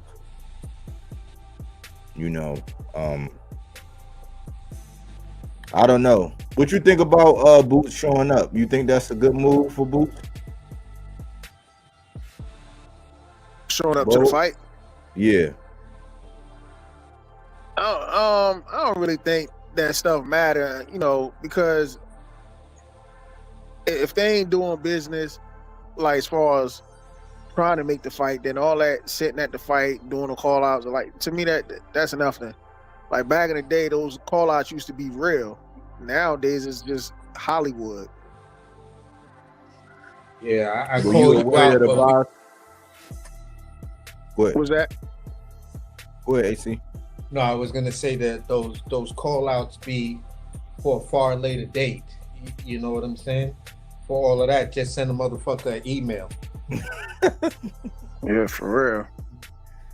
Yeah, like Carmel and Zay Quinn. Like it's like, man, y'all know y'all brands can't afford to lose to each other right now. So why y'all even trying to create these? They tried to create a Bud, like they tried to create the Earl and Bud moment already. I'm like, come on, bro. It's like y'all know y'all ain't fighting no time soon. But I'm just gonna ask Bo, were you aware that Abbas, Baru, and Xander came to an agreement? Yeah, I saw that. I saw that earlier today.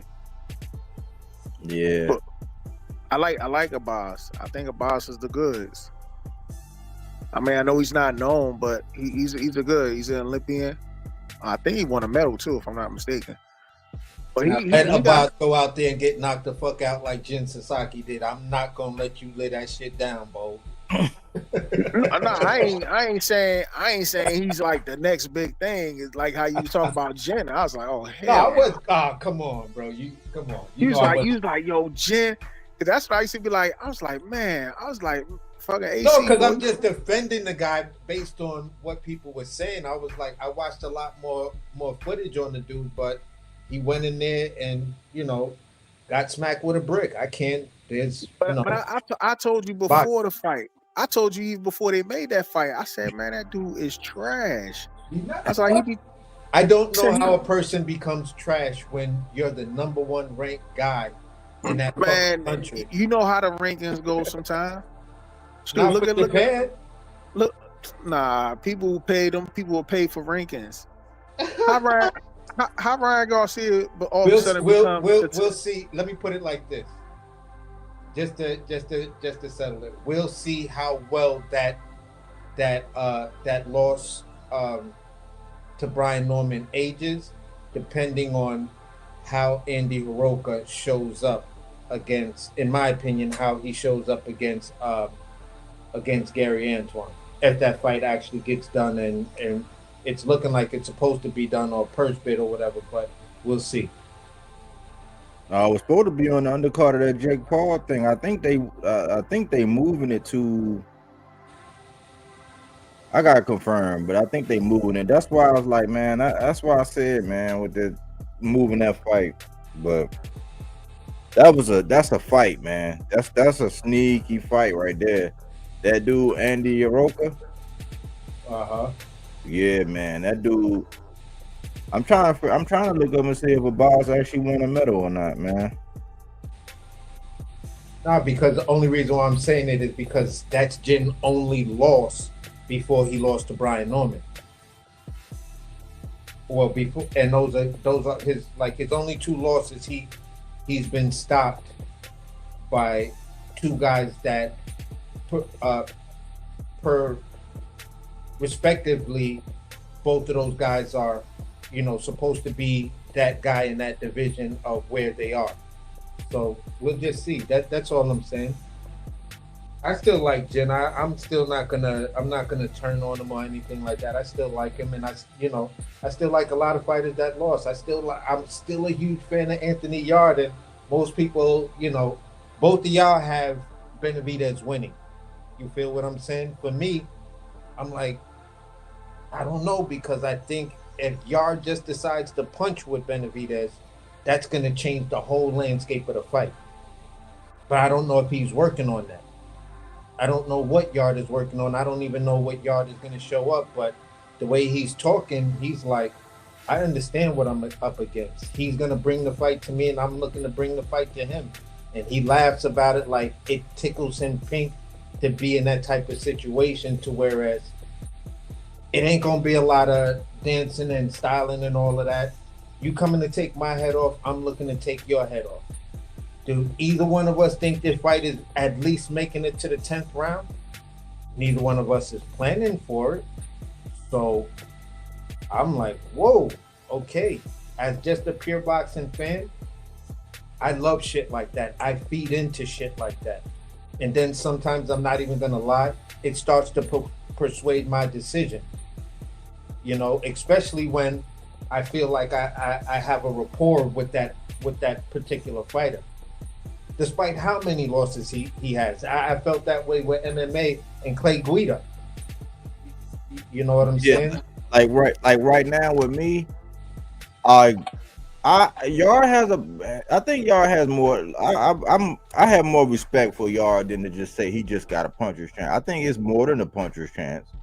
But like I'm at a point now where I told myself unless David Benavidez fight Bivol or like Jai Opata, then I don't got nobody touching them, and I bet against them. I'm like, but see, that's a good thing to have. And I noticed that fighters that happens, it's like at least they're fighting somebody that make me second guess it. Like that's a good problem to have, like with David Benavidez. You know what I'm saying? It's like, well, like right now, I'm going back and forth in my mind about this Lubin and Virgil, because I'm like, Lubin could be over it, and he could just be selling it because, you know, it's his time to shine. It's like, but he could, if he fight like the way he fought, like early in the Jesus Ramos fight, not the whole fight, but early in the Jesus Ramos fight, if he fight like he fought early in that fight, I could see it. You know what I'm saying? I could see him getting it done. And then Virgil, if he come in, you know, and Lubin is patient, you know what I'm saying, and he don't take that pressure, he uses lateral movement, he go to his body, this could be a very interesting fight. And Virgil can't get caught, because I don't know, I'm questioning the power, so I am teeter-tottering more about the Virgil and Lubin right now. I'm like, well, I want to see them at the weigh-in tomorrow.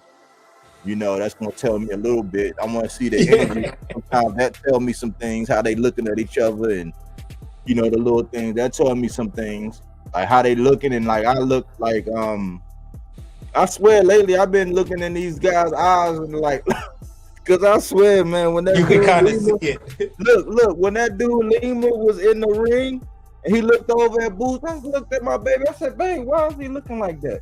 I said, babe, why he look like that? I said, oh, man. Yeah, he just had that. He was looking like he was looking at the Grim Reaper, man. He was looking like, man. Bro, we already have that agreement. Just don't hurt me too bad that I can't fight later. That's kind of the look he had to me. So, you know, for me, you know, where you are with that fight, I'm with this Benavidez thing, because Boulder even attests to it, because he was there when I was saying it, when we was talking about it on many other channels, and I was just like, bro, I just want to see him fight. I don't care what he does. I just want to. I personally just want to see him fight Yarde. That'll let me know he can. He's really gonna be something in that division. That's gonna let me know he can really handle that division. And what does he do? He makes the Yarde fight. So I'm like, wow, okay, Benny. Oh, you know, you put me in a spot right here, and it's you know, the subconscious mind of me tries to have that struggle when it comes down to Devin Haney and Brian Norman. It tries. It's like, but wait. And I'm like, man, sit your ass down. Ain't nobody trying to hear that bullshit right now. You looking at the video. You looking at the footage. You're looking at everything. You're looking at the way he talking. Bro, sit your ass down. Hey, shut it down. Hey, AC though, hold on, man. They did show some footage with Devin, them little mini instant clips. I was like, oh, okay, like, yeah, but it's like, man, did y'all watch the whole fight? But they've been putting out these sliver of a clips. And I was like, man, now, yeah, if he can do that shit all night, yeah, he definitely got a shot. But it's like, man, we seen the whole fight, man. Yeah. Yeah. Those were the exceptions to what he was doing that night. Those wasn't like the rules to what he was doing that night, you know? Yeah. And then when I do see real footage of him, he's right there. I'm not seeing you pivot and set some shit up, and then pop, pop, pop, pop, pop, and then you sliding out and pop, pop, pop, pop, shoot, pop. I'm not hearing that rhythm. I'm a dancer. I want to hear a rhythm so I can start to move my feet. And you not giving me that rhythm. You feel what I'm saying? You're showing video footage of you just basically there. And I'm like, I can't create a cognitive dissonance in my head on this one. I can't start to fool myself to say, yeah, he actually got a chance. I'm telling you, bro, it's that. Yeah, there's a way for him to win, but I'm not seeing him train in any way, shape, form, or fashion to actually do that. Hey, we got somebody named Dev up here, man. Is that Devin? Yeah, what's going on, man? What's going on? You Devin the dude, or you Devin? Oh, nah. That's me, Jay, in the comments. I just hit your live stream. Oh, okay. All right, what's happening, man? Nothing, man. I just heard you guys talking about the Brian and Haney fight. I don't know if you guys heard the interview, but I keep hearing this talking point about this levels that Brian ain't on. You guys picking that up? Yes, that's our problem. And I'm sitting here like, well, what levels did he show against Ryan and Ramirez? I guarantee you this. Devin goes the distance with Cuevas, Sasaki, and Santillan. I promise you all those fights go 12 rounds. Brian got all them dudes out of there. And bro, listen, you're talking to a Devin Haney fan, right? This is the first fight in this young man's career that I'm like, you're not gonna win, and more than likely you're gonna get knocked the fuck out, because they know what they're up against. They know walking in that ring, you're the A side, and they're trying to make this Ryan Garcia 2, and you got a belt, and Ryan get his belt, and they, I'm already hearing them talk about it because I saw the Ring Magazine show with a bunch of bootlickers up there. The best thing about that whole thing was the end when they were showing the David Benavidez and Yarde thing, and then they had Devin and Brian Norman just sitting there talking to each other like that, and he keeps saying, I'm gonna show he's not on my level, I'm levels above him. Yeah, everybody, all the guys that he fought, they're not me, they're not on my level. And I'm just like, and you could see Brian Norman gritting his teeth like, look, man, all this level shit, when I knock you the fuck out, what is that gonna mean? Yeah, Norman was looking like, you could just see the look on his face like, you better shut that shit up, man. Yeah, but, like I really got a disdain for this piece of shit. But this is what I keep saying, like, and this is what it's like. I want to give Devin some. I want to give him some respect for taking the fight, right? I want to say, hey, man, salute for taking it. Salute for going all the way through, man. Just get us in the ring where they say ding, ding, ding. That's all I want. Like, you know what I'm saying? The rest is going to be history. But this is what I keep saying. It's like he's rehearsing the same mistakes as before. So it's like, to me, it's like you didn't learn from your past mistakes. Like you said, you were levels above Ryan. You said he was a C level fighter. He's C-class fighter and all this, and that, you're going to show him, and like, it's just, in this Debo moniker, it's like, man, you're going in there with the wrong identity. That's not your skill set. This guy is very dangerous. And I don't really see. I don't really know how you can judge his footwork. Like the way they're judging the footwork and all that, you got to consider all things. Like, okay, some of those times the dude he didn't have two good hands. This was before the surgery, so you can clearly see after he had them surgeries and competition was being stepped up, he looked way better. But they keep going back to this. They keep going back to the Quentin Randall fight, and I'm like, well, he got a unanimous decision in that fight. So what are we talking about? Like, he got outboxed. I'm like, well, he got a unanimous decision in that fight. Like, I don't get it. So yeah, I saw that fight too, and I'm like, he still outworked him. I seen the unanimous decision. I'm like, yeah, it was a good fight, but both guys had their whatever. There was a lot of swing rounds, and the judge saw those swing rounds in favor of Brian Norman. Sometimes we gotta accept the fact that there is this thing called effective punching.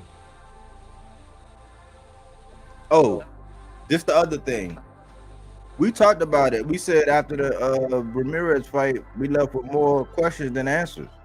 Yeah. And if you was moving your feet, if you was moving like Flash Gordon in that fight, somebody that can spark you out cold or knock your head off in the stands, like you're gonna be jittery as a mug. You can talk all that stuff down.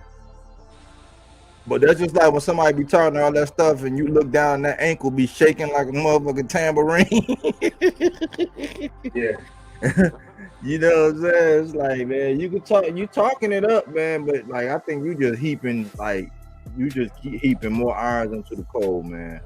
Yeah, definitely. And I just wanted to ask Dev, what's your take on the Benavidez versus Yarde fight? Man, I'm with y'all. I think Yarde has a shot early. I'll probably go Benavidez on the distance. Okay. UD. Yeah, it's a good UD. fight. Yeah. And Lubin, you saying Lubin can upset the apple cart? Yeah, I think so. Yeah. What about you know anything about Nicholas Claus or Tiger Johnson? I've seen Tiger Johnson a few times. I don't know the guy he's fighting though. Oh, When are they okay. getting in the ring? Tomorrow. Check that out. It's on the Pro undercard. Box. No, it's Pro Box. Pro Box tomorrow. It's tomorrow evening. That's a good fight. I think that's gonna be a good fight, man. Okay. No, What Nicholas about the Claus Haney is a- fight though? Oh, my Huh? fault. Go ahead. That's the 22nd. Okay. Yeah, I that's was gonna say the thing though I'm looking forward to most in that fight is the decisions Devin will have to make when the distance gets closed on him. You know, and punches start to land. Like, how does he fight then?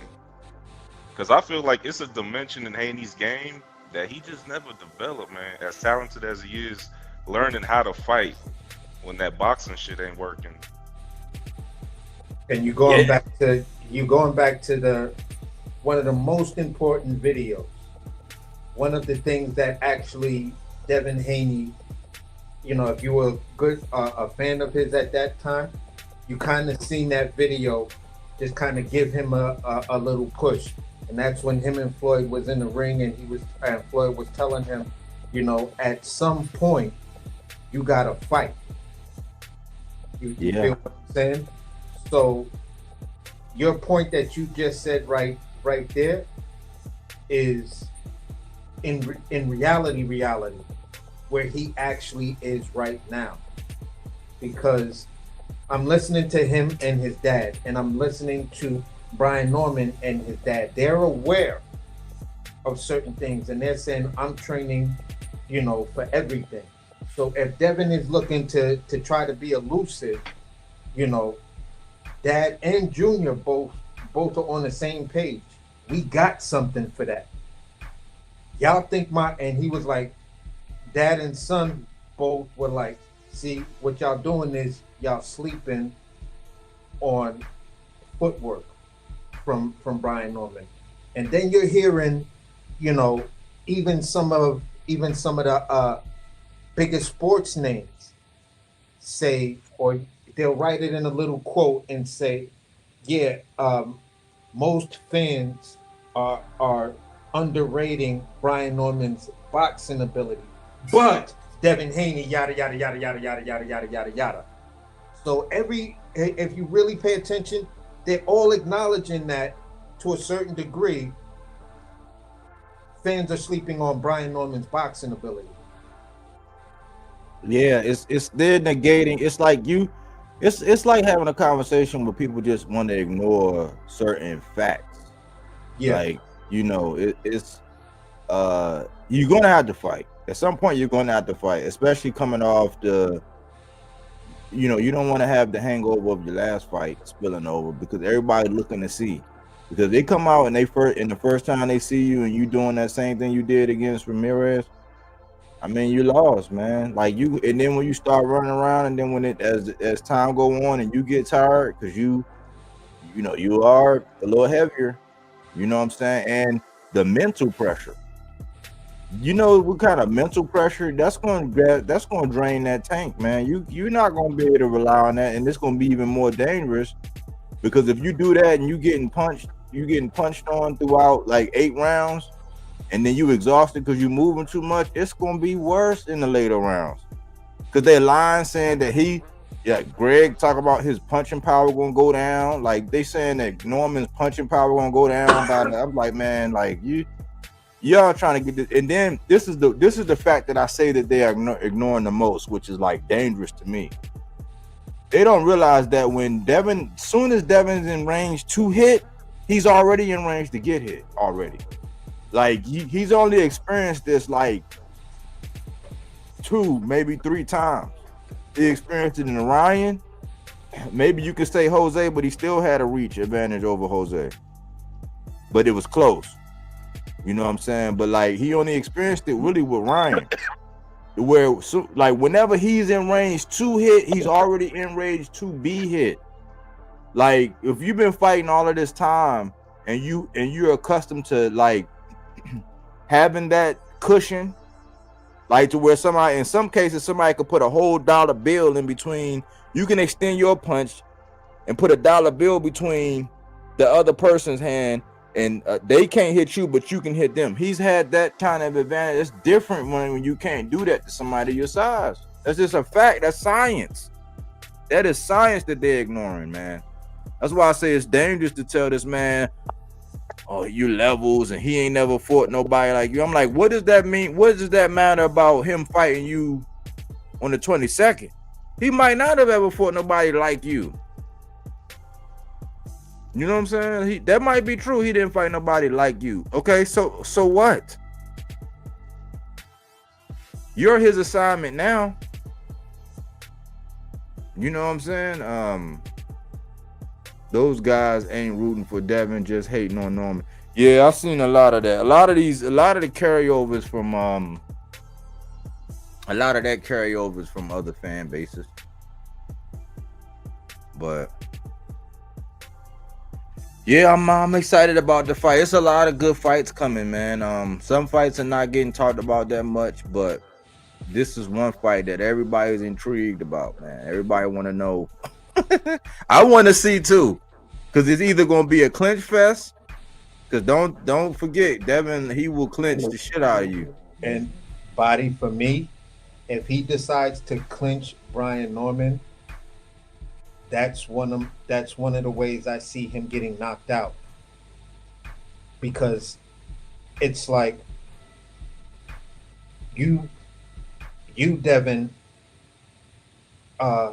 you won't be able to clinch with him. You haven't shown me that you have that type of just pure strength. You're not that strong. And for me, Brian Norman looks like he's strong enough to hold himself in a position while you're trying to clinch, keep backing up, push you, give you that tiny little push, and boom, just land that uppercut and bust your whole shit open. So for me, the clinch, please do not try to clinch Brian Norman Jr. That's one of the earliest ways I see Devin Haney get knocked out. It's just a lot, because I don't even know if the man been cut yet. And Brian, one of them dudes, man, he's like blood turn him on or something. Like he fuck around and get a cut, a whelp, or get something. Like we haven't seen Devin face like you. They say Norman haven't faced anybody like Devin and all that. Okay, cool. The kind of adversity that I see that Devin gonna have to go through in this, like, yeah, Ryan dropped him like 5 or 6 times, but it's different when he split your shit open. Now, and everywhere he touch you, it hurts. You know, I mean, that's some shit you gonna have to deal with for 12 full rounds, and then you got to take his strap. They not gonna let you do that marathon, man. Yeah, you got to take his strap, man. You got to take Norman's strap, man, because I mean, this is one of them times where the more fan-friendlier style is gonna default over to the champ one, the more fan-friendlier style two, the younger guy 3, the guy who hasn't burnt all the bridges, like, you know. So you gonna have to fight. But the way the media talking like He's already got that A side edge, and Brian Norman can't let this fight go the distance because of what's supposed to be ahead. If he gets a belt, and then Ryan gets that belt off of what's the name? So they're already looking at that, and discussing that, and that's what they were discussing on that Ring Magazine joint. And I was like, wow. And then whoever the black dude was, he was like, yeah, Ryan get a belt, Dev get a belt. There we go. That's the better rematch because both of them got a belt now. Yeah, It's a unification. that was shady. That was shady. He belonged back on one of my favorite running backs. He was an Eagle running back, but like, yeah, he's lost in the sauce when it comes to boxing. This is the second time I seen him. And he asked, that's the same dude that asked Bam, is he fighting with a chip on his shoulder because PBC and Top Rank didn't sign him? Wow. That's the same dude. Like, he lost, man. I'm like, Max don't qualify his questions before he asks them. He just up there being a goofy. You know what I'm saying? Yeah, and I was just like, wow, y'all really gonna try to push that talking point. Okay. When that shit don't happen like that, because this will be the second time people tried to look past Brian Norman to make someone that was the favorite or was deemed to be the favorite had something else that's supposed to go down sometime in the future. You feel what I'm saying? And look, I don't even like the fact that they keep asking the man about boots. Yeah. I'm like, man, leave that. Like, stop, man. Like, look, man. Like, the dude left. He waited till the day before my fight and he left, man. He left. He went up yonder. He at 54 now. Don't be trying to rush me to try to make me go. I'm not gonna get off my path.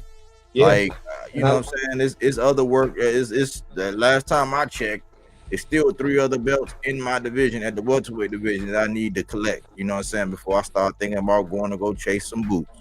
Yeah. You really wanted that scrap. And now I seen your boy out here. Like, you seen your boy? You seen your boy in the new shit he put out? No, what happened? He talking about hindsight is 2020. And Norman did duck boots. I was like, man, you just want some attention, man. But I don't feel like spanking you no more. You know what I'm saying? It's just dumb. It's just dumb. Wait. Let me, because you sent me that and I did see it and I was like, the fuck is this? Got to be a joke. So I didn't. Yeah, you saying my shit and everything. That's why I said you want some attention. Hindsight is 2020. And Norman really did duck boots. I'm like, you just want some attention, man. I'm done spanking you, man. I'm not. I just did the whole timeline about. I just did the whole timeline in this week now and how. That's why I say it's dumb as hell. People are dumb as hell. Just to be on the polar opposite of me. You just gonna fuck up all your work from last week. That's why I say they be gaslighting. So all the shit you've been doing for the last couple months, you just negated it by doing that one video just because it's the opposite of what I said. Like, this shit don't make no sense. Yeah, and it's like, I'm like, Norman don't need to be worried about boots. Stop asking Norman about boots. You know what I'm saying? Like, if it's somebody, I would even say stop asking people about Ryan. The fight, last time I checked, they were just talking. They acting like one. Not only they just talking, they acting like Ryan already relieved that man of his strap. Exactly. He still got to fight Barrios. Yeah. If it's a fight, like, I don't know. We be like with certain people, it's wild how they just fast forward. Like, it's a foregone conclusion. It's almost like they're writing a script, and it's like we gotta be skeptical when these fights go down because they so assured of the next fight that it's like, hold on, man, we really gotta have eyeballs on these fights. But anyways, man, I think we had a good cook. AC, what you think? Yeah, it was a great cook, man. You know what I'm saying? We got into some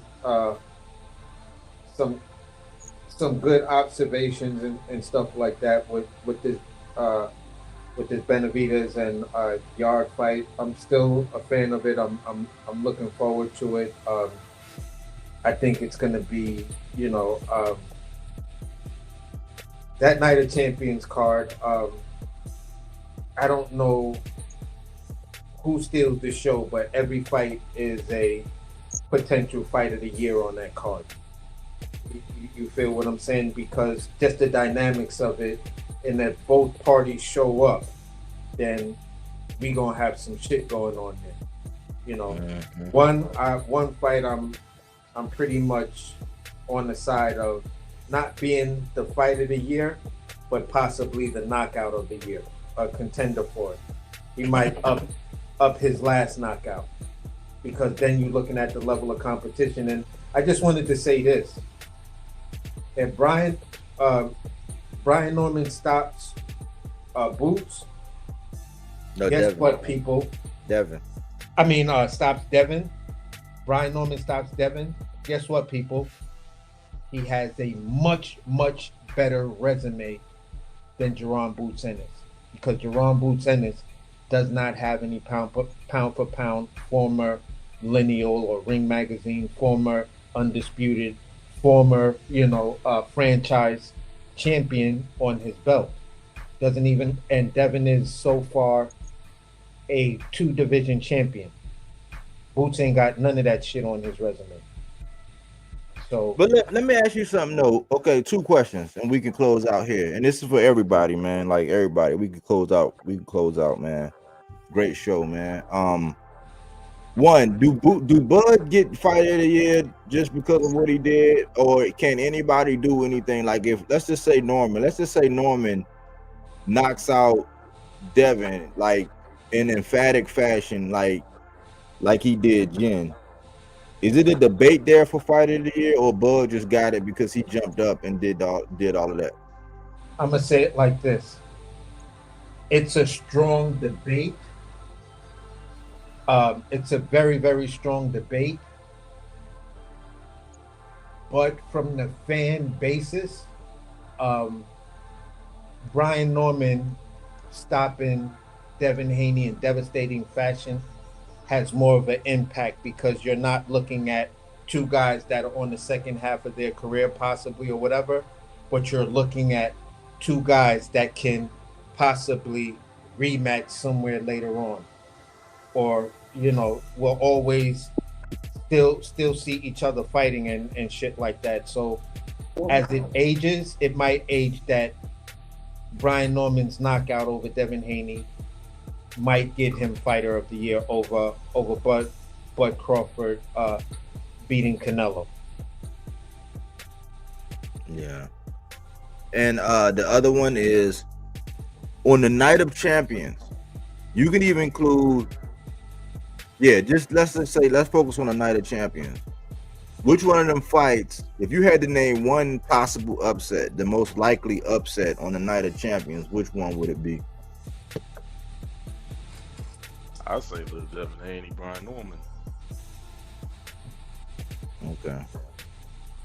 And I just want to say, this fight reminds me, I don't know what you guys think, but remember how people was talking about Danny Garcia in 2012 before he knocked out Khan Cold? Remember people was questioning who Danny was, he ain't fight nobody. And guess how old Danny was when he knocked out Khan? He was 24. Brian Norman is 24. It's the same kind of talk. I think people gonna realize how cold this boy is when he laid Devin flat. Yeah. It's gonna be a good fight though. Good point, man. Good solid point. Yeah. Good point, man. He knocked out Amir Khan in the 4th round. He was the underdog in that fight. So reminds me a lot of that. Yeah, he definitely got the motivation to do it, and he got the capability to do it. That's why I said when it got announced, I couldn't believe it. I said, "Ain't no way," because I've been studying it. It's like people be thinking I hate Devin and all that. It's like, no, I've been studying this shit. I've been studying this in the landscape because I was at 35, following along. documenting and doing videos, and I'm just like, I couldn't believe it. I said I couldn't even believe it. So I'm like, I got my fingers crossed that they get across the finish line and they get to yell ding ding ding, because I just, you know what I'm saying, I still can't believe we gonna see it. And Brian Norman, I what can I say, man? He he's not superhuman or nothing like that. I just think that this is his time to shine right now. You know what I'm saying? This is where the stars align for him, man. He do this, he will be or like they'll say it'll be overnight, but it won't be quite overnight, man. He wouldn't be overnight, but like he will blow up. He pulled that off. The wave will hit overnight. Yeah. But by the time, everybody stops cooking on it, I don't know how long the memes will last if it goes down the way we see the fight going down. I don't know how long the memes will, but then the question's now gonna be, who did he fight next? Like you said, you want to be undisputed. Okay, who's the champ that you go after right now? And Brian Norman said, he was like, look, I've already talked to Bob. Me and Bob about to take this thing over. I do what I got to do with Devin Haney. Sky's the limit for me with Bob, and Bob got my back. So I'm like, okay. Bob. Yeah, I just hope that, because he up there with the Turk. You know what I'm saying? He's doing this thing with the Turk, and you know how the Turk move. Like, the Turk might try to have him do some shit at 54. I'm like, I don't want to see him do it, but like, who am I? Because they might put the bag out, and he might be like, why not? And then we looking at a Jared Anderson type thing. I just want him to, because he's a natural. Like right now, where he's at, that weight division is his. Like that weight division, like he can. He spark, if he spark out Dev, he would then have the cachet to be able to look and make a money fight with any one of them other guys. You know what I'm saying? To start unifying. And I think that need to be the focus. But we all talking about the Turk, and he do kind of do some unorthodox things with his money. You know what I'm saying? He will sprinkle some bread to have you take, you know what I'm saying, a crazy matchup because of two big names. Like, he'll fuck around and have him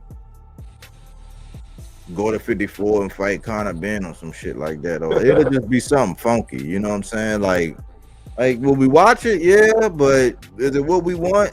No. Nah, That's why I think it's more likely Brian Norman gets the Fighter of the Year nod, because remember, everybody was shocked.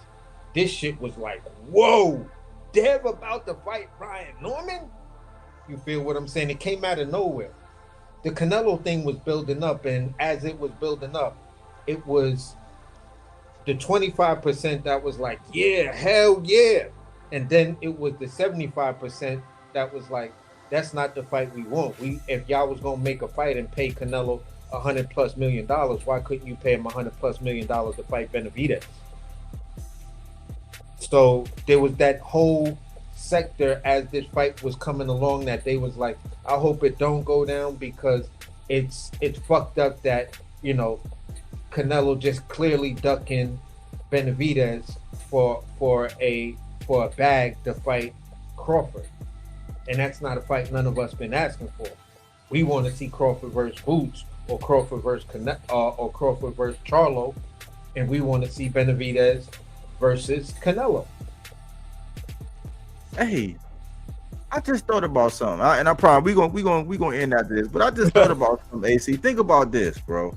This shit just dawned on me. T.O. said, yeah, he toying around with the Shakur stuff, and they saying this and this and that. But he did come on and say, all I can say is it's somebody black. And think about this. Wouldn't it be the winner of this fight?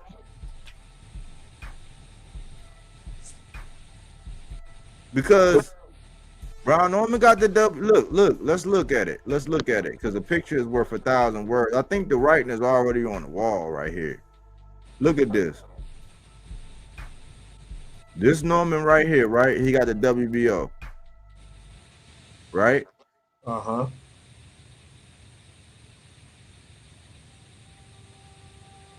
Yep.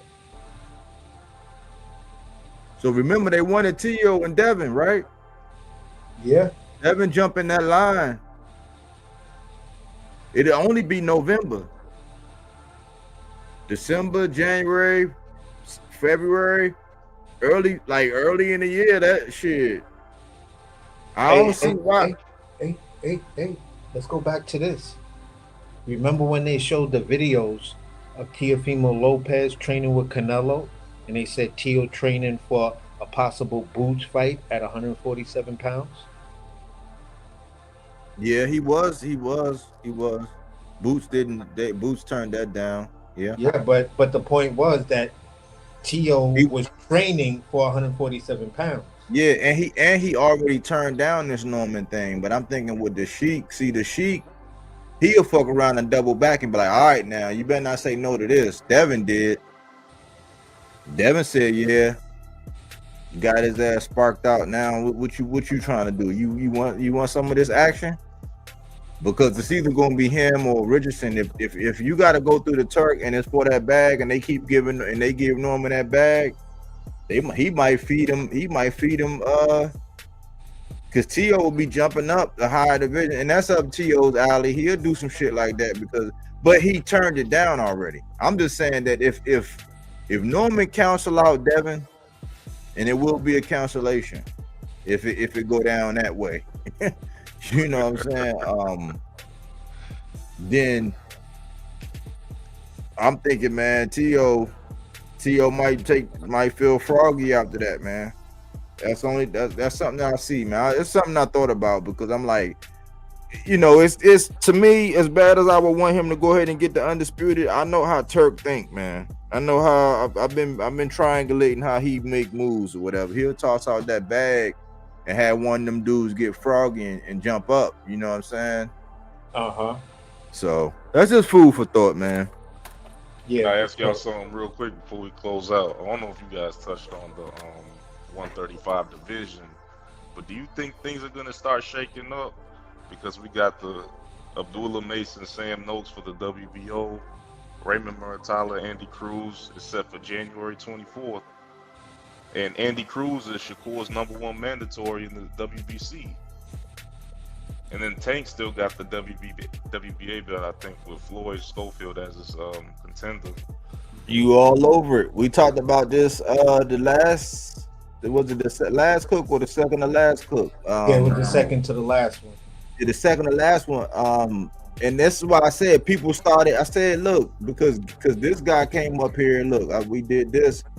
We said Gary came up there, and all of a sudden, Roach want to jump up to 40. Shakur want to go to 40, and I'm like, so I looked at the landscape, and I'm like, hold on now, like Andy Cruz getting ready to get a belt. We didn't know what Tank was doing because he was, you know, that's what he was doing, the novelty boxing shit, you know. And we know Schofield was next in line for the one that Tank had, but we know Schofield turned down $1 million against Mason. You know what I'm saying? So he's going to get body. He's probably going to do Lucas body at the beginning of the year. And you got JD Herrera there and Cruz. If Cruz get past Muratalla and take his strap, shit gonna look. And then Abdullah Mason do his thing. Oh man, it's gonna get crazy. It's gonna be crazy, man. Like 35 will be back. That's why I want to see Shakur stay where he's at. That's what I said. For competition, now you got it. Your whole career you've been talking about there's no competition, and to some extent he's correct. I think a lot of those fighters he outclasses, but I'm ready to see it, man. I'm just ready to see it. Now you got some young smoke, some athletes in there that are gonna make you feel uncomfortable. You know, not just come forward to pay to throw on fighters. You know, now if he goes up against Abdullah Mason, I don't know if Abdullah wins that fight because of experience, but you can't tell me he's not going to land on Shakur. Right. And you know he's gonna turn up. Yeah, man. Like you speaking the right language there, man. Come back anytime, brother. Oh, You know, man, I absolutely, like the way you absolutely. think, man. That's what we be on, man. We just did this 2 episodes ago. Yeah, and listen, Dev, we the type people, man. Our favorite fighters can get it the same way. You feel what I'm saying? Yep. Body's a big Tank fan, and you know he was outraged. He was like, "Yeah, Tank fucking lost that fight." He was calling it out from the beginning, like this nigga don't look the same. He fuck around, he gonna lose to Lamont Roach, because we was talking about it the day before the fight. You feel what I'm saying? So Yeah. at the end of the day, bro, like we're just boxing fans. We call it down the middle. Yeah, in some of the comments, we may be a little heavy-handed, but we're not biased. You feel what I'm saying? So I think that's more of it. I'm a Devin Haney fan. I'm a fan of a lot of fighters and stuff like that. But I'll always say, listen, if I have a fighter and I think that guy, he's my guy, and I honestly and truly believe he's about to get knocked out or lose a fight, I have to accept that, because I've been a fan before this guy started boxing, and I'll be a fan long after this guy stops boxing. So I don't want to get all caught up on one guy. You feel what I'm saying? To where I become like an only fan and start getting goofy in the shit that I'm saying and the defenses of what that person does. You feel what I'm saying? Absolutely, man. We don't have enough channels like these, man. Just straight boxing talk. So I appreciate that. I'm gonna catch you guys on the next one. All right. If you feel free, my look at the community tab, my email there. But if you want to put your email, I could email you whenever I go live and send the link out, so you'll know. If not, just subscribe and update your notifications, bro. Oh no, I know you. who you are now. For sure. You guys covering the Lubin fight this weekend, or? Yeah. I probably will do that. I ain't done one of them in a long time, but I probably will. I normally like to watch, but I could set it up the way I could, you know what I'm saying? I could set it up right here to where I could see it and be able to call it. I'm in a good spot. So, yeah, Cool. we're going to definitely cover it. All right, man. You guys have a good night. All right, man. Peace. Bold. Okay. Yo. Yeah. But yeah, man, we wrap. Oh, man, we wrap. Oh yeah, you're wrapping it up. Yeah, I'm good on what I was saying, bro. It's just this puppy hit this little boxing shit because I ain't screwed back into the fucking wall and And then your avatar went back out. But it's weird because I could see the tower, like here. I could see it.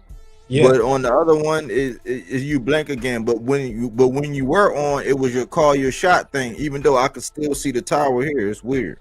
Yeah, for sure. I don't know what's up. Maybe I gotta update StreamYard because sometimes it does weird stuff. Oh, okay.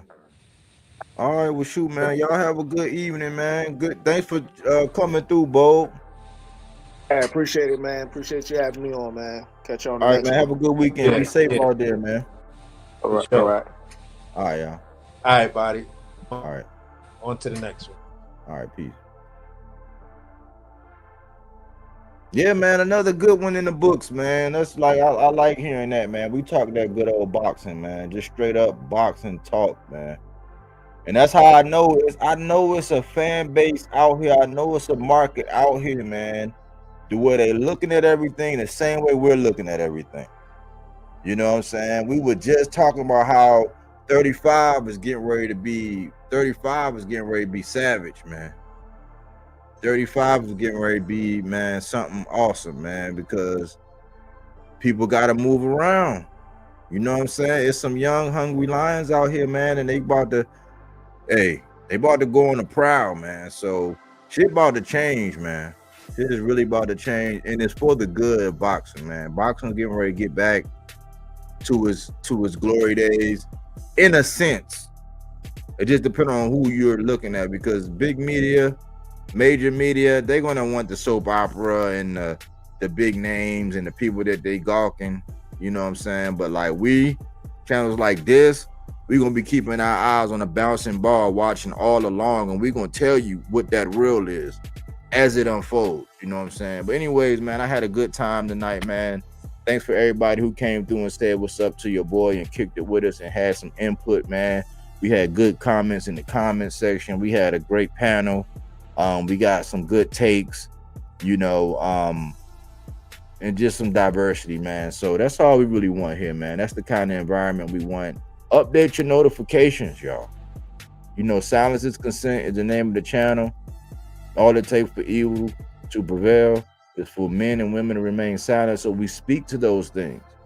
You know, this is fruits and veggies, not that Reggie, that fact-based content, not opinion-based, even though we have ours and we're not always white, right? You don't always have to agree. You can disagree. You know what I'm saying? But you can still speak your mind, and we know how to disagree without cursing you out. That's what we do here at Bodywork.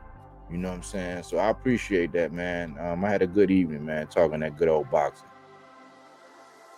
But on a better note, man, thanks for choosing Bodywork Boxing. But we don't take things for face value. We do that body work. He didn't want to box. He wanted to actually prove that he could punch with you. He was like, what the fuck is this nigga, right? Oh, okay, you want to go to sleep. You tired. Welcome to